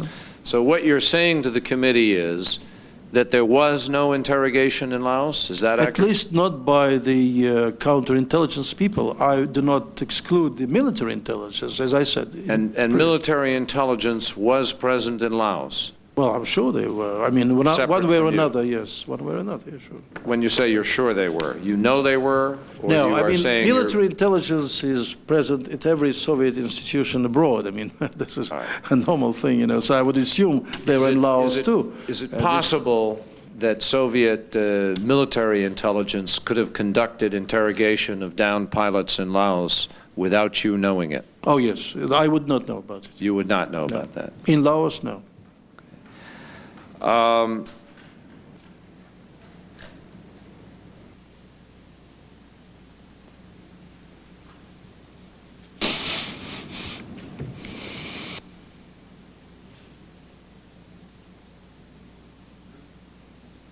Now, you mentioned a moment ago that some people might have been caught later on. After you went public with your allegations, the CIA put out a statement acknowledging that a second CIA officer was captured in South Vietnam in April of 1975. And he was taken to Hanoi and then released in October of 1975. And according to the CIA, during his interrogation by the Vietnamese, there were some indications that Soviet officials may have been supporting the interrogation, but none were directly involved. So there is an acknowledgement subsequent to your statement by the CIA of someone having been captured subsequent to 73. Were there other people? You mentioned a moment ago some may have been caught later. Do you know of other people who were caught later? Well, the guy you mentioned could have been the one who was interrogated by Nichiporenko. I would not exclude that. I beg your pardon? The man you mentioned, you know... the 1975? Or could have been the one who was interrogated by Nichiporenko. I would not exclude that. After all, when we say 76, we wanted to establish contact with him in 76, let's suppose. But he could have been interrogated in 75 just as well. But this is my assumption. I simply don't know. But this is a far later case than 73. That's what's important. But what is also important is after the fall in 1975, that's another demarcation point and an important line. So 76 and 75 become, frankly, very different. Well, I would not really go into that because I would not remember simply, you know. I mentioned the dates approximately. If you recall the first my public statement, and I referred to 76, then I corrected myself and said about 78 because I thought of the agreement with the Vietnamese. Then I talked to Nichiporenko, and he said, well, sometime between 76 and 78, but he was not sure either. As a result, there was some confusion about dates, but that was definitely years after the war was over. That's what I said. No question in your mind, but that the conversation with Mr. Nechiporenko resulted in his saying between 76 and 78. Oh, yes, that's right. That's why I referred to him. And in any event, a number of years after the Paris Peace Accords. Well, at least that's correct. Now, with respect to the 1980s,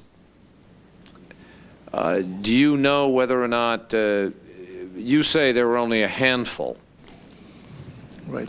in about 1978, correct?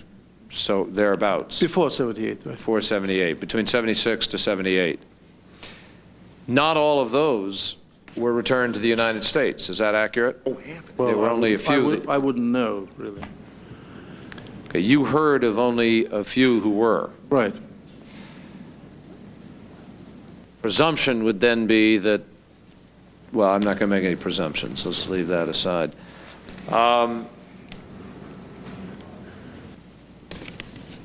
Can I ask you, I know this is conjecture, but given the difficulties that exist in Russia right now, and we've been actively trying to create some contact on this issue, what do you think is the likelihood of the willingness of people to cooperate in order to clean the air, recognizing that this is a new regime, a new time, that those who may have been involved in this in the past represent the past, and that there really is nothing to gain except the advantage of truth-seeking and of cooperative effort here.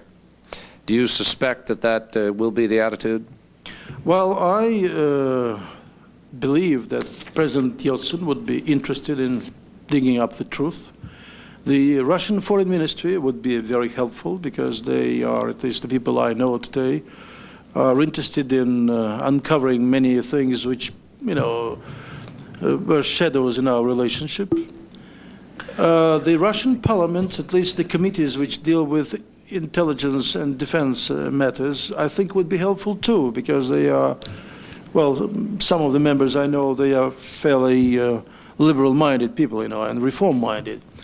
Who would object, or rather not object, they would not object, you know, but they would try to conceal, with my former colleagues would try to conceal. That's possible. That's possible. Thank you, General. Well, as you know, may I refer to a recent disclosure that 500 volumes of files on academician Sakharov were destroyed before August of '91, and 108 volumes on Mr. Solzhenitsyn were destroyed.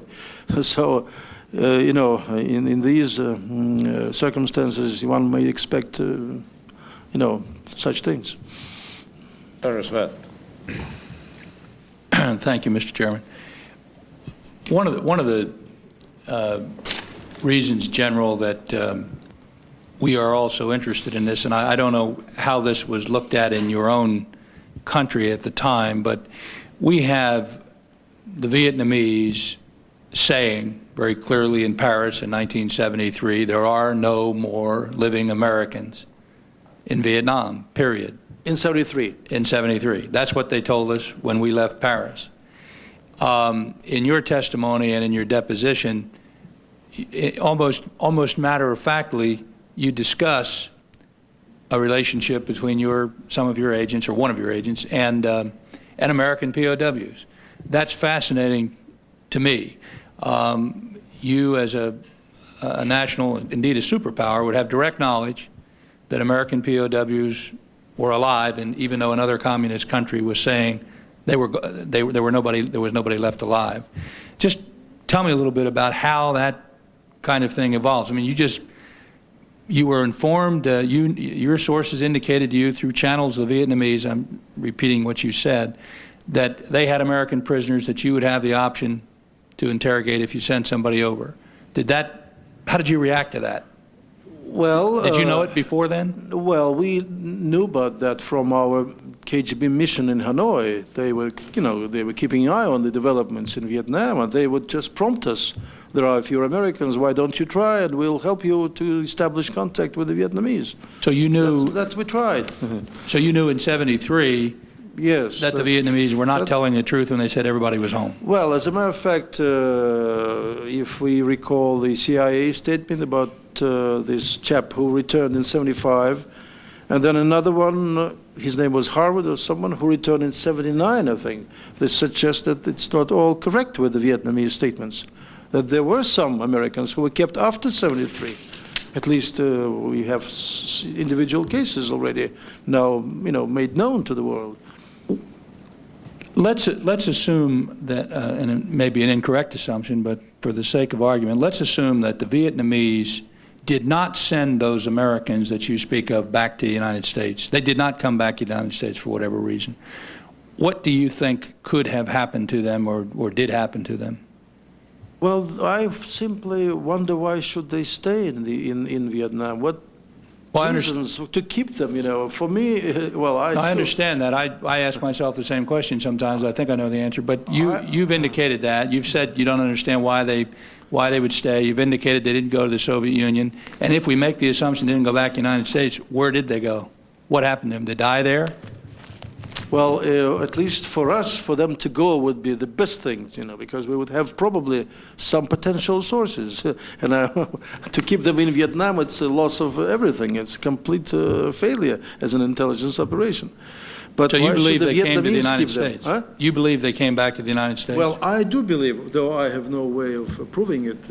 I rely on what the Vietnamese said to us at that time. But if they lied, I mean, just saying, if they lied to you, they lied to they lied to the world when they said that they were all back. This is why I brought the subject of this cooperation agreement with the Vietnamese, which opened up many avenues of, intelligence exchanges and many other things.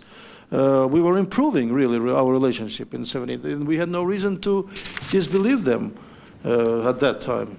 To the best of your recollection, did Nechiporenko say to you, or do you know, when he said he selected 3 to interrogate, did he select them from personally viewing a group of Americans, or did he select them from a list provided to him by the Vietnamese? Well, this I do not know. He was given a chance to select from a handful, but whether it was a personal contact or simply on paper, their names were listed, I do not know. So it's possible, although you don't know one way or the other, it's possible that Nechiporenko may have in fact visited or viewed living Americans in 1976. Possible, but I would not know. That was just many years ago. And I want you to simply just bear in mind one fact. This was one of those things, many episodes in our, battle against, in the Cold War battles. This is why I never personally paid too much attention, because it never resulted in anything great, It was just a regular thing. And to Nechiporenko too, well, he went to Vietnam, wasn't some new experience, but apparently he also could not recall even the last time he went. Was it 76 or 78? He sort of was hesitant about the dates too. If you can, I realize it goes back a lot of years, try to be as specific as possible in the answer to this question. When you indicated to me in a previous question that the Vietnamese, through diplomatic communication, indicated to you, or you received word through diplomatic communication, that the Vietnamese did in fact hold American prisoners. You aren't a diplomat, so you were in counterintelligence, or maybe you did both, I don't know. But how did you get that official word? Just tell me how exactly you received that word. At what level did this diplomatic communication take place? This is not a diplomatic communication. It's an intelligence communications. We have an entirely autonomous line of the KGB functions in Washington, in Hanoi, and in Lima, Peru, or wherever. So intelligence everywhere. To intelligence. Yes, sure. It has nothing to do with your folks in Hanoi.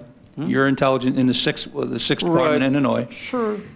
Communicating back to Moscow. They would send us a cable that the mission of Mr. Nechiporenko was over, and he will report back on his return all he gained from his conversations from... Is it feasible that that cable would survive the annals of time? Well, it's not of importance. It may or may not. It doesn't have substance. But may is just as well. May as well survive. I would not exclude that it still exists. One final question. If Boris Yeltsin said, Mr. Nechiporenko, sit down with this select committee from the United States and tell them the truth, and you'll be absolved from any harm, anything, would he do it? Well, I think he should, at least. Does Yeltsin have that power? Well, I think he does have this power. We were friendly with Mr. Nechiporenko. That's why, for me, his conduct on the television was a major shock. I thought he would say things he had told me before. I was greatly chagrined and surprised to hear him saying things which he had just repeated to me about 2 weeks before. But I think Mr. Yeltsin's personal authority would make it impossible, I believe, to lie. At least I would never venture to lie to the president of the country. I hope Nechiporenko will not do either. Thank you. I'm not sure who's next. Senator Grassley. I will not take 10 minutes to questioning. In fact, I have a very short question, and it may, and it's not very directly related, but I wanted to ask you about what I think is the most successful penetration in the history of the CIA by the KGB, and I wanted to ask you, General Kalugin, were you involved in directing the case of Karl Kocher of a Czech intelligence agency who penetrated the CIA between 1973 and 1975? I may not remember the names, but there was one penetration of the Czech intelligence. No, no, this is a Czech person who penetrated the CIA. That's right, that's what I'm talking Yeah. about. Right. But I think we suspected him, if he is the right man, I may not remember the name, of being a double agent, but I do not remember the name really. Yeah, well, it's spelled. Not because I did not want to tell the name, I simply may not remember the name. Okay. It's K-O-E-C-H. I just Okay. understood what you were talking about. But 73, 75, you say?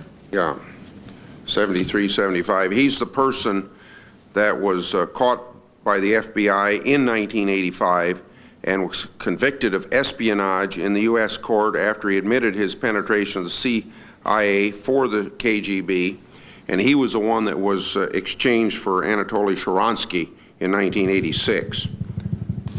No, I would not remember that case. No, that's not to my knowledge. Okay, Mr. Chairman, I don't have any more questions on Thank you, this. Senator. On I this round. apologize. Excuse me. No, that's okay. Senator McCain. Thank you, Mr. Chairman. General, we appreciate your patience, and I also will try to be brief, but I really would like to return one more time to how the best way to go about getting accurate information concerning this situation. It was my understanding when in the last round of questioning that you told me that you thought the only way that could happen would be through an open parliamentary procedure. Then I believe you just responded to Senator Smith that we might be able to get the accurate information through a, quote, intelligence to intelligence meeting. Now, which is the best method, in your view, to get to the bottom of this and get the accurate information without any cover-up or misconception or deception? Well, as a former intelligence officer, I would use every available method, both private and official. Open sessions, conversations with officials who may be willing to talk, using the authority of the presidents of Russia, and whatever avenues are open, I would use every opportunity. But I thought you told me earlier that you thought that the influence of the KGB was still such that we would not get accurate information unless it was in an opening parliamentary hearing. But so you're saying now we may get it? We may, but we may not. I do not know. I say the people in the intelligence service, which is now separate from the former KGB, they are very reluctant to share, many of their, things. And I thought that Mr. Primakov, as the new chairman of the intelligence organization, would be more willing to talk and disclose things which are of public interest and which do not damage Soviet interests or Russian interests today. That's what I assumed, and I hope when I go back home. Wouldn't Mr. Primakov have the authority over Mr. Necheparenko to? Well, Necheparenko is now retired. And there was a committee formed a few weeks ago in the KGB, a committee which declared its, values of old regime and said they would defend those values. That was, and they branded Mr. Bakatin as a traitor and sought legal action against him. So I don't know which camp Mr. Necheparenko belongs to today. That's why, in your view, again, what reason would Mr. Necheparenko have for not telling the truth? Well, people are sometimes loyal to the old organizations, and I do not blame him for that. Many people are loyal. They denounced me in the past for my disclosures, and in fact, legal action was instituted against me a year and a half ago. So some people do it for fear, some because they do not want to be involved in public scandals. Third, because they are loyal communists and they stick to their old, ideology. That's, I think, various reasons. Thank you, General. Thank you very much, Mr. Chairman. Are there any other questions from any senators? General Kalugin, before we wrap up today, let me just make a couple comments if I can. This is for the benefit of the press, but there have been some inquiries regarding sort of the time frame of the committee, et cetera, and I just want to make it very clear to some who wondered about the startup of the committee. The committee was created by the Senate on the 2nd of August, which happened to be the very day that the Senate went into recess. The Senate did not authorize the committee and fund it until the 17th of October after returning from the recess. The hearings that we held were held within 2 weeks of that authorization. So I just want that to be very clear to people who've had some question about the committee schedule. Finally, as I mentioned earlier, the committee has spent time previously with General Kalugin. We do have information which necessarily is important to the investigative process, which we are going to follow up. I want people to understand, again, that the committee is not withholding information or deep-sixing anything. All of it will be made public. But the committee feels that when it's given a name as a matter of investigative integrity, it is sometimes more important for the committee to be able to get investigators to the people before they are publicly identified, so that there is less time or less capacity for fabrication of a story, and so that the committee has an opportunity to determine whether there are any outside pressures or other influences that might be affecting that person's capacity to give us a straight story. And so for those reasons, there is some effort, obviously, to proceed according to our schedule, not everybody else's perception of it. But it will be made public at the appropriate time.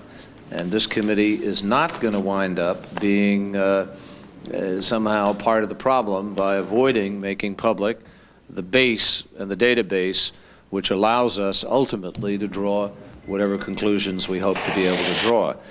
I would be remiss if I didn't say that this has been a remarkable session. Like Senator Smith, and I'm sure my colleagues, I don't think any of us could ever have anticipated sitting here listening to the former Foreign Chief of Counterintelligence of the Soviet Union assisting us in a process of truth-seeking. And General, we are very appreciative to you for your time, for putting yourself on the line, and it is our sincere hope that your testimony will contribute to a process of helping Americans to understand what reality is with respect to this issue. So we thank you, and I want to thank you ahead of time for the future cooperation which you have promised, and we look forward to working with you. We stand in recess. Thank you very much. Thank you for letting me. Delighted to have you up here. I hope you don't want this, Frank.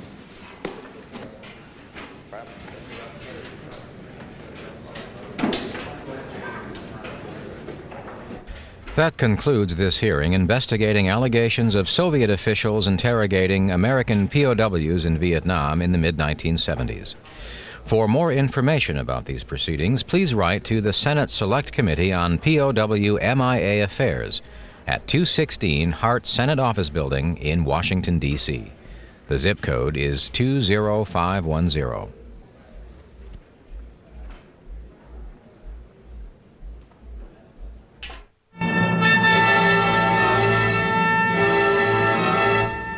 Good evening from the nation's capital. You're watching C-SPAN 2, a cable satellite public affairs network. We're pausing now to update our upcoming program schedule.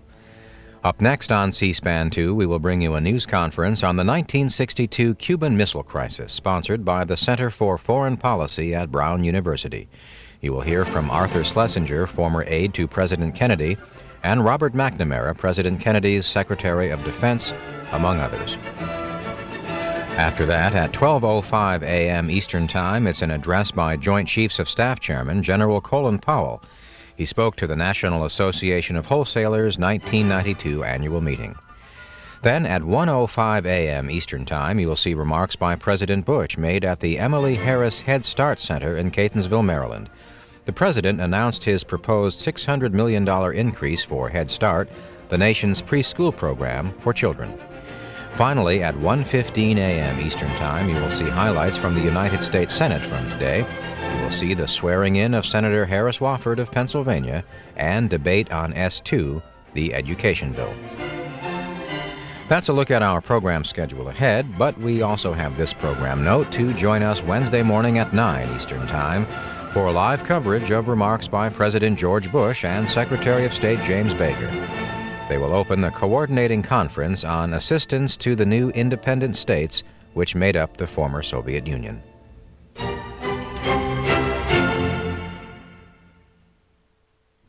C-SPAN 2 and its companion network, C-SPAN, are the cable television industry's networks for public affairs programming. C-SPAN 2 is now in its 5th year providing coverage of the United States Senate and an inside look at the democratic process.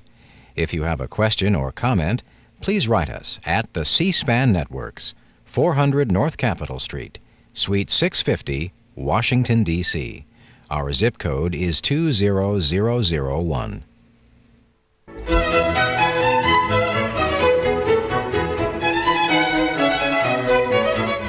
Earlier this month, Brown University sponsored a conference in Havana, Cuba, focusing on the so-called Cuban Missile Crisis of 1962. The 5-day conference was the 5th in a series of such events attended by former U.S. government officials, along with their Soviet and Cuban counterparts. On Tuesday, members of the U.S. delegation to the Havana Conference spoke to reporters here in Washington, D.C. about their findings and their discussions with Cuban leader Fidel Castro. You will now meet a number of those participants, including former Secretary of Defense Robert McNamara and Arthur Schlesinger, who was an advisor to President Kennedy.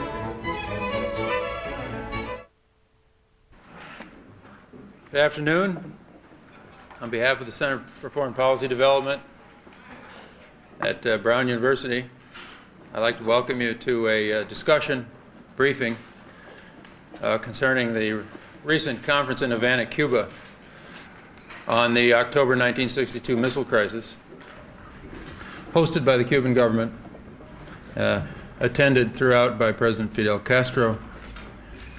And I'd like to take this opportunity to say a couple of words about how we got to Havana while